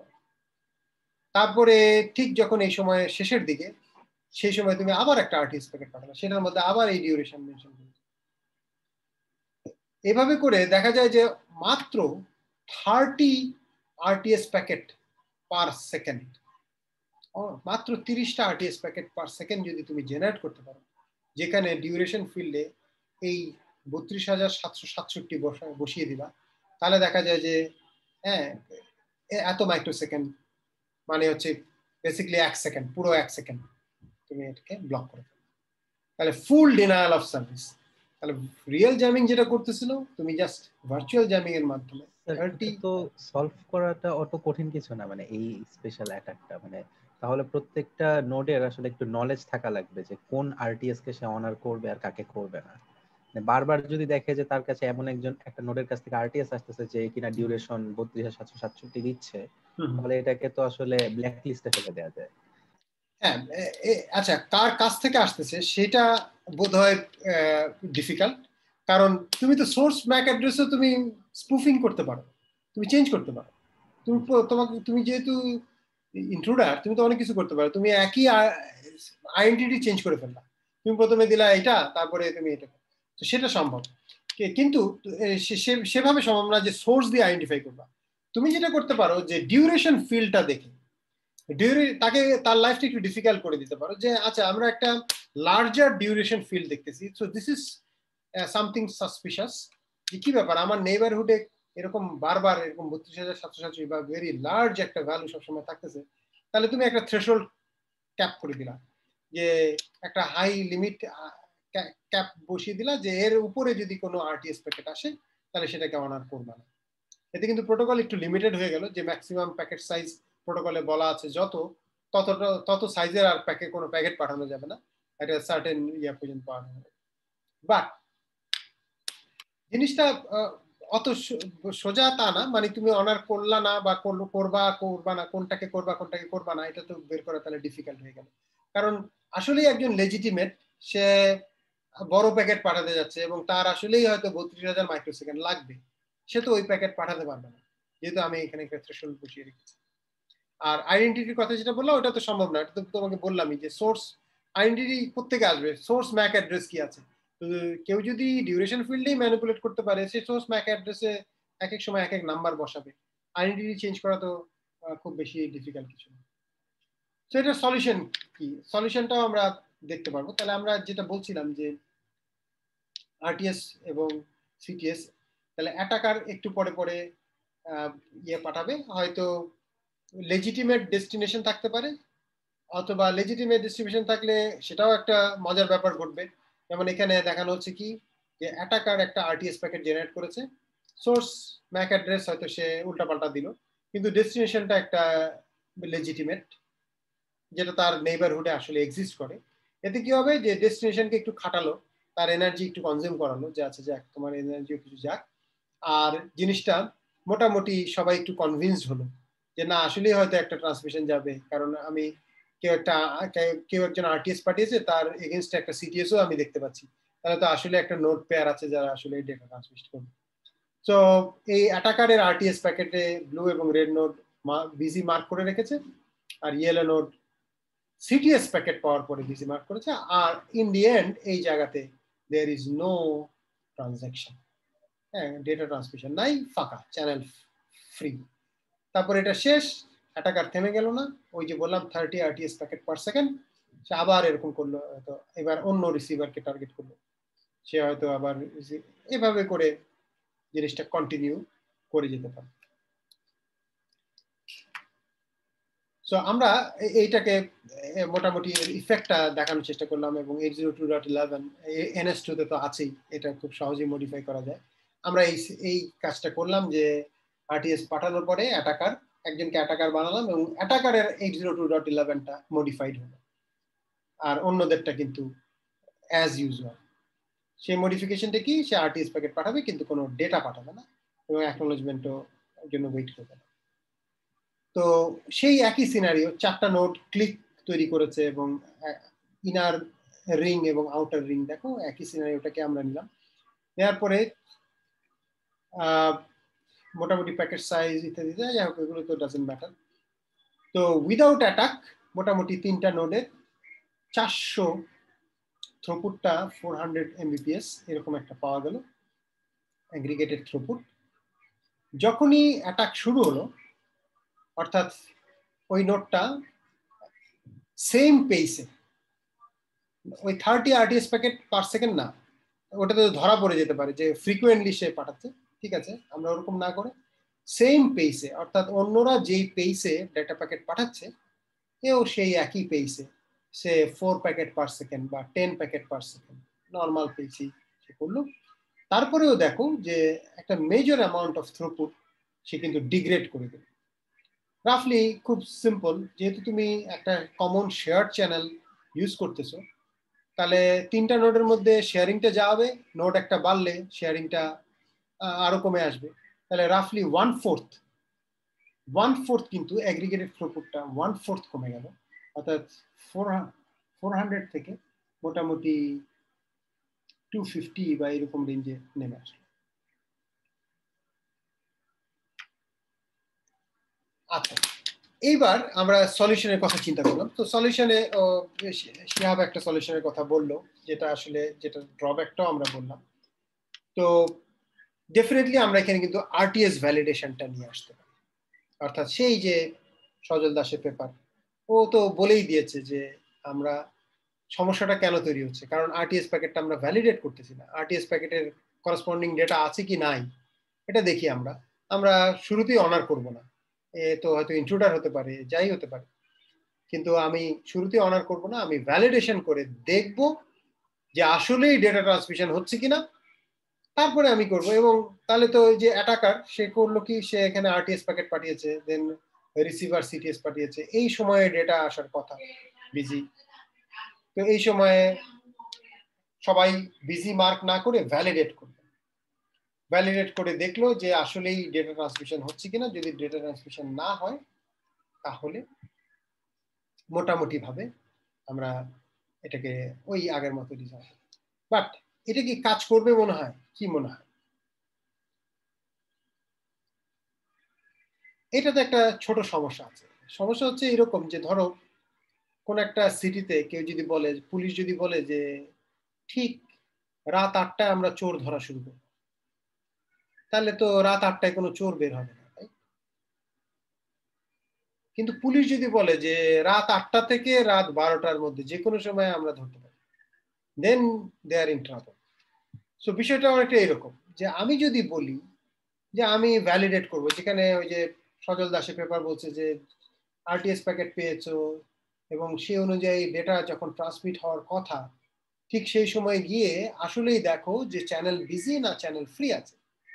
যদি চ্যানেল বিজি থাকে তাহলে ধরে নাও যে এটা ভ্যালিড ছিল, কিন্তু অ্যাটাকার তো জানে যে অন্যরা কখন ভ্যালিডেট করবে। সে করবে কি, ঠিক ওই সময়ে একটা ছোট প্যাকেট জেনারেট করবে, just two pretend the channel is busy. অন্যরাও সেন্স করতে গেছে ওই টাইমে, দেখলো যে হ্যাঁ তাই তো চ্যানেল তো বিজি। তাহলে আগে একদম ফুললি এমটি রেখেই পার পেয়ে যাচ্ছিল, এখন সে একটু অ্যাডভান্স ভ্যারিয়েশন তৈরি করলো যে না ঠিক আছে আমি একটা আরটিএস জেনারেট করেছি স্মল, এই টাইমে আরেকটা স্মল প্যাকেট জেনারেট করি, একটু খরচ করি বেশি, এবং তাতেই কিন্তু বাকিদের আবার ফুল বানানো সম্ভব। বাট আমরা যদি ওই কাজটা করি, যেটা বললাম যে 8টার সময় না এসে 8টা থেকে 12টা যে কোনো সময়, সো সেইটাই আমাদের প্রপোজাল, যেটা আমরা আসলে এটা সলিউশন হিসেবে যেটা বললাম যে না, অ্যাটাকার বলছে যে এই সময় ধরে যে 32,767 মাইক্রোসেকেন্ড পর্যন্ত আমি বিজি রাখবো, এটাকে আমরা কতগুলো স্লটে ভাগ করে দিলাম। আমরা তো স্লট টাইম জানি, ব্যাক অফ এর ক্ষেত্রে স্লট টাইম আমরা ইউজ করেছি। তাহলে এই সময়ে কতগুলো স্লট হয় সেটা আমরা বের করলাম, এবং এর নেইবারহুডে যতগুলো নোড আছে সবাই আরটিএস প্যাকেট পেয়েছে, এক একজন এক একটা র্যান্ডম স্লট পিক করবে, র্যান্ডম নাম্বার জেনারেট করবে। এই স্লটগুলো ধরো 20টা স্লট আছে, তাহলে 1 থেকে 20-এর মধ্যে একটা র্যান্ডম নাম্বার পিক করবে, ওই স্লটে গিয়ে সে ভ্যালিডেট করবে। তার অর্থ হচ্ছে আগের পেপারে বলছিল যে একটা টাইমার জেনারেট করো যেটা এই সময় এক্সপায়ার করবে এবং এই সময় গিয়ে তুমি জিনিসটাকে সেন্স করো, আর এখন বলছি যে না, এক একজন এক এক টাইমে সেন্স করবে। যেমন নোড 1 সে একটা র্যান্ডম নাম্বার জেনারেট করেছে এবং সেই র্যান্ডম নাম্বার অনুযায়ী সে সেন্স করতেছে সামওয়্যার হেয়ার, আর নোড 2 সে কিন্তু তার আগেই সেন্স করতেছে। তাহলে এক একজন এক এক সময় যখন ভ্যালিডেট করতেছে তখনই কিন্তু আর অ্যাটাকার কিন্তু সাকসেসফুলি এটাকে এক্সপ্লয়েট করতে পারবে। যদিও আমরা থ্রুপুট ফুললি রিকভার করতে পারবো না, কারণ ওই যে এক একজন এক এক সময় এবং র্যান্ডম নাম্বার কিভাবে জেনারেট হচ্ছে, অন দ্য এভারেজ আমরা হাফ অফ দ্য টাইম আমরা কিন্তু রিকভার করতে পারবো, যেটা বলে যে স্ট্যাটিস্টিক্যালি যেটা বলে। তো সেইটা হচ্ছে কি ছিল আমাদের প্রপোজাল, যে র্যান্ডম আরটিএস ভ্যালিডেশন, এবং সেটা করে আমরা মোটামুটি দেখিয়েছি যে ওই যে অ্যাটাকের পরে থ্রুপুটটা মোটামুটি 25% কমে গিয়েছিল। দেন আমরা কিন্তু বেশ কিছু রিকভার করছি এবং প্রায় আগের মতো নিয়ে আসছি, যদিও আমরা বেশ কিছু মিস করছি, কারণ হচ্ছে ওই যে এক্সট্রা র্যান্ডম টাইমটা সে ওয়েট করতে হচ্ছে, সেটার জন্য কিন্তু আমাদের কিছু থ্রুপুট কনজিউম হয়ে যাচ্ছে। তো বাকি জিনিসগুলো আসলে স্ট্রেট ফরওয়ার্ড, যে কনজেশন হচ্ছে না এটা দেখানো, প্লাস ডিলে কমে যাচ্ছে, হ্যাঁ ডিলে উইথ অ্যাটাক ডিলে কেমন, উইদাউট অ্যাটাক কেমন, এবং সলিউশন দেওয়ার পরে ডিলেটা কেমন, এগুলো দেখানো হচ্ছে। এগুলো হয়তো অত ইম্পর্টেন্ট না, বাট ওইটা বেশি ইম্পর্টেন্ট। সো মোটামুটি আমরা শেষ পর্যায়ে চলে আসছি, এবং এখানে একদম ফিক্সড সিনারিওতে আমরা এক্সপেরিমেন্ট চালিয়েছি, র্যান্ডম সিনারিওতে আমরা করি নাই, হয়তো পরবর্তীতে করা যেত যদি এটা জার্নাল ভার্সন আমরা বের করতাম। বা ততদিনে আমার প্রায় পিএইচডি শেষ, আমি চলে আসি, তারপরে এখানে কাজ করা হয় নাই। ফরচুনেটলি গত 2 বছর আগে আমরা আবার এই কাজটা আবার পিক আপ করলাম, যেহেতু ইট ওয়াজ ভেরি ইন্টারেস্টিং ওয়ার্ক। তো আমরা এবার মেশিন লার্নিং অ্যাপ্লাই করা শুরু করলাম, যে মেশিন লার্নিং দিয়ে কোন একটা নোড লার্ন করতে পারে কিনা যে আমার আশেপাশে অ্যাটাকার আছে কিনা। হ্যাঁ, যেমন কতগুলো আরটিএস প্যাকেট পাঠালো, কতগুলো আরটিএস প্যাকেটের করসপন্ডিং ডেটা আসছে, কতগুলো আসে নাই, সেখান থেকে অ্যাটাকারকে পিন পয়েন্ট করা এবং পরবর্তীতে তার সমস্ত কিছু ডিনাই করা। আচ্ছা, তাকে সোর্স অ্যাড্রেস দিয়ে কিন্তু আইডেন্টিফাই করা যাবে না, কিন্তু তার সিগন্যাল স্ট্রেংথ দিয়ে কিন্তু মোটামুটি ভাবে লোকেট করা যাবে সে এত দূরে আছে। তাহলে আমি একটা প্যাকেট পেলাম, তার সিগন্যাল স্ট্রেংথ এরকম, সেম আরটিএস প্যাকেট কাছাকাছি সিগন্যাল স্ট্রেংথের যদি পাই, তাহলে আমি মোটামুটি ধরে নিতে পারি যে this is the guy, he is the trouble maker guy. এইভাবে করে বিভিন্ন ভাবে ইউজিং মেশিন লার্নিং আমরা কিন্তু এখানে আবার একটু কাজ করলাম, এবং আমরা একটা পেপার রিসেন্টলি পাবলিশ করেছি, using machine learning how we can solve it. আচ্ছা, আরেকটা প্রবলেমের সলিউশন যেটা তোমরা কেউ কাজ করলে চাইতে করতেও পারো, সেটা হচ্ছে গিয়ে আমরা বলেছি যে আরটিএস প্যাকেট এটা কিন্তু সলিউশন দিয়েছি, কিন্তু সিটিএস প্যাকেটের সলিউশন কিন্তু দেয়া যায়নি।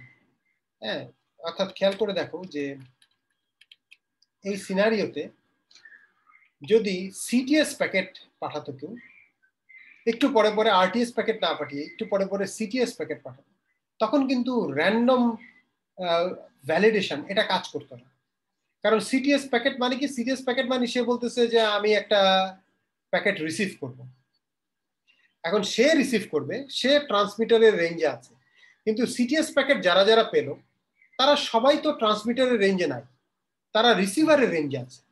রিসিভার তো চুপচাপ রিসিভ করতে থাকবে, রিসিভার রিসিভ করলো কি করলো না এটা কিন্তু রিসিভারের জোনের মধ্যে অন্য কারো ডিটেক্ট করার কোনো পসিবল না। তারা কিন্তু কোনোভাবেই ক্যারিয়ার সেন্সিং করে বা ফিজিক্যালি ভ্যালিডেট করার কোনো সুযোগ নেই।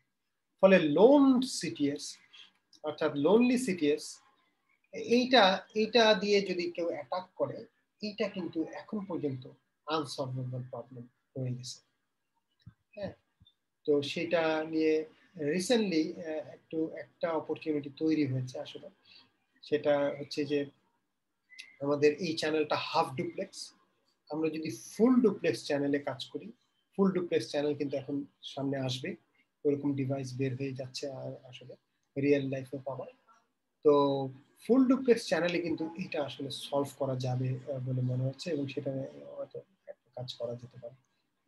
আর মোবাইল এনভায়রনমেন্ট নিয়ে আমরা কাজ করি নাই, স্ট্যাটিক এনভায়রনমেন্টই করেছি, এবং মোবাইল এনভায়রনমেন্টের প্রবলেমটা আরো ডিফিকাল্ট হবে, কারণ যে অ্যাটাকার সে তো এক জায়গায় করতে করতে সে তো চলে যাচ্ছে, মুভ করে করে যাচ্ছে, বিভিন্ন জোনে চলে যাচ্ছে, ভিসিনিটিতে চলে যাচ্ছে। ফলে তুমি যে মেশিন লার্নিং দিয়ে তাকে পিন পয়েন্ট করবা, সিগন্যাল স্ট্রেংথ থেকে তাকে জাজ করার চেষ্টা করবা, সেগুলোও changing. So that becomes a very challenging problem, যে কিভাবে তুমি তাকে লোকেট করবে এবং তাকে অ্যাকোমোডেট করবা। বেসিক্যালি তো তোমার লস হয়ে যাচ্ছে, তোমার থ্রুপুট রিগেইন করতে হবে, সোজা কথা। এটা কিভাবে করা যায়, এটা ওপেন প্রবলেম হয়ে গেছে। তো ইয়েস, তাহলে আমরা অনেকগুলো প্রবলেম দেখলাম এবং অনেকগুলো প্রবলেমের সলিউশনও পেলাম, বাট স্টিল উই ফিল ইনকনফিডেন্স, মানে আমরা আসলে কনফিডেন্টলি কিন্তু এখনো বলতে পারি না যে hidden node problem is a solve problem. হ্যাঁ, অনেক সলিউশন আছে এবং অনেকে অনেক কিছু বলেছে, but still there are many glitches. তো এখানে কাজ করার অপরচুনিটি সবসময় মনে হয় থাকবে আর কি। তাহলে এই হচ্ছে মোটামুটি আমাদের আজকের ক্লাস। এবং আমরা কিন্তু আজকের ক্লাসে দেখলাম যে IEEE 802.11 যে খুব সিম্পল একটা প্রোটোকল, সেই প্রোটোকলের সিম্পল মেকানিজম থেকে কতগুলো রিসার্চ প্রবলেম তৈরি হতে পারে, কত ডাইমেনশনে রিসার্চ প্রবলেম কিন্তু জেনারেট হয়ে যেতে পারে, যেগুলো নিয়ে মানুষ চিন্তা করছে এবং কাজ করার চেষ্টা করছে। তোমাদের মিড টার্ম সিলেবাস আসলে ঠিক এতটুকুই থাকবে। আমরা হয়তো নেক্সট ক্লাসে ইউনিকাস্ট রাউটিং নিয়ে কথা বলবো, এবং তারপরে ইউনিকাস্টিং শেষ করে আমরা টপোলজি কন্ট্রোলার একটা টপিক আছে সেটা করার চেষ্টা করবো। তারপর দেখি আমরা কতগুলো ক্লাস পারমিট করে, বাট যতটুকু পড়ি আমরা আসলে প্রবলেমগুলোর সাথে ইন্ট্রোডিউস হওয়া, প্রবলেমগুলো জানা এবং নেটওয়ার্কিংও যে অ্যালগোরিদমিক প্রবলেম বা অ্যালগোরিদমিক সলিউশনগুলো আছে এইটা বোঝা, এবং ম্যাথমেটিক্যাল আমরা ফ্লেভার দেওয়ার চেষ্টা করেছি, অনেক কিছুই করার চেষ্টা করেছি, সো দ্যাট তোমরা হয়তো বুঝতে পারবা যে নেটওয়ার্ক মানে যে সিম্পল কিছু প্রোটোকল তা না, আসলে রিসার্চ প্রবলেম অনেক থাকতে পারে। তো আজকে আমরা এখানেই শেষ করব। তোমাদের যদি কোনো কোশ্চেন বা কনফিউশন থাকে বলতে পারো, আদারওয়াইজ মিড নিয়ে কোশ্চেন ছিল। হ্যাঁ, মিডের জন্য কি আমাদের বই পড়তে হবে? না, বই পড়তে হবে না। আমি ওইখানে কি পেপার দিয়ে দিয়েছি, কিছু পেপার আপলোড করে দিয়েছি, এবং স্লাইডগুলো দেখবা, স্লাইডগুলো ওই পেপার থেকেই তৈরি করা। তো মোটামুটি স্লাইডগুলো হবে তোমার রোড ম্যাপ, আর পেপারগুলো হবে তোমার রিডিং ম্যাটেরিয়াল। বই পড়তে হবে। আর দেখবে যে কিছু কিছু পেপারের পাশে এম লেখা আছে, সেগুলোই মিড টার্ম, আর কিছু কিছু পেপারের পাশে এফ লেখা থাকবে, সেগুলো আমরা সামনে পড়বো এবং ফাইনালে ওগুলো থাকবে। ডিউরেশন কতক্ষণ হবে? মিডের ডিউরেশন আমার মনে হয় যে 2 আওয়ার্স এর বেশি তো হবে না, 1.5 আওয়ার্স হতে পারে। 3টা কোশ্চেন, তো 3টা কোশ্চেন আধা ঘন্টা করে হতে পারে, হয় 2 আওয়ার্স। মানে শুরুটা কখন হবে? মানে মাঝখানে মাগরিব থাকবে, তো ওইটা আর কি একটু। ও হ্যাঁ, দ্যাটস কারেক্ট, মাঝখানে মাগরিব থাকবে। আমরা মাগরিবের পরে যদি শুরু করি তাহলে 6:30, না 6:30 থেকে টু লেট হয়ে যায়, মুশকিল হয়ে গেল। না এদিক না ওদিক, আমরা কি একটু আগে শুরু করবো? না, আগে শুরু করা যাচ্ছে না। তাহলে আমরা একবারে 6:30 তে শুরু করি, কি বলো? 6:30 তে শুরু করে আমরা 8:30 পর্যন্ত যেতে পারি। হ্যাঁ, নাকি? আবার নামাজটাও তো পিছাবে না 2 সপ্তাহ পরে কি দাঁড়াবে? মানে 6:30টাও আসলে কাটা কাটা হয়ে যাবে তখন, মানে আচ্ছা কি করতে বলো? মাঝখানে একটু পজ দিয়ে নামাজ পড়ে নিলে অসুবিধা নেই। হ্যাঁ স্যার, ওইটাও করা যায়। মানে আমরা আগে মাস্টার্সের ফাইনাল পরীক্ষা এরকম করেই দিয়েছিলাম, মাঝখানে মাস্টার্স মাঝখানে একটু আগে দিয়ে দিয়েছিল, এরপর মাস্টার্সের মানে মাগরিবের জন্য একটু পজ দিয়ে এরপর পরীক্ষা করছিল। সেটা করা যাবে, কোনো অসুবিধা নেই, সেটা করা যাবে। স্যার এক্সাম কি অনলাইনেই হবে? এক্সাম অনলাইনেই হবে, ইয়েস। আমাদের তো উপায় নাই, আমাদের তো অবশ্যই ফিজিক্যালি নেওয়া যায়, কিন্তু চাইলে এখন তো 10 জন, তো ফিজিক্যালি 10 জন তো স্যার 2-3 রুম নিয়ে, মানে 2-3 রুম না, 10 জন তো এক রুমেই বসা যায়। হ্যাঁ স্যার, ওইটাও করা যায়, ওটা হলে মনে হয় ভালো হয়। অনলাইন এক্সামে আসলে মানে পেইনটা হয় হচ্ছে স্ক্যান করা, ওইগুলোর জন্য আবার আলাদা আধা ঘন্টা টাইম দিতে হয় স্যার। ওইগুলা মানে আমাদেরও অনেক মাথা ব্যথা থাকে যে এগুলো করতে হবে, মাঝখানে নেট চলে গেলে কি হবে। হ্যাঁ আচ্ছা, একটা ছোট সমস্যার কথা বলি। সরকারি নির্দেশনা হচ্ছে 24শে মে পর্যন্ত কোনো পরীক্ষা নেওয়া যাবে না, শুধু কেটে যাবে। স্যার মিডটা অ্যাট লিস্ট আমরা অনলাইনে দেই, ফাইনালটা না হয় দেখা যাবে। ফাইনাল তো হ্যাঁ সেটা, কিন্তু গভর্নমেন্টের নির্দেশনা একটা আছে, বুঝতেছি না এটা করা ঠিক হবে কিনা।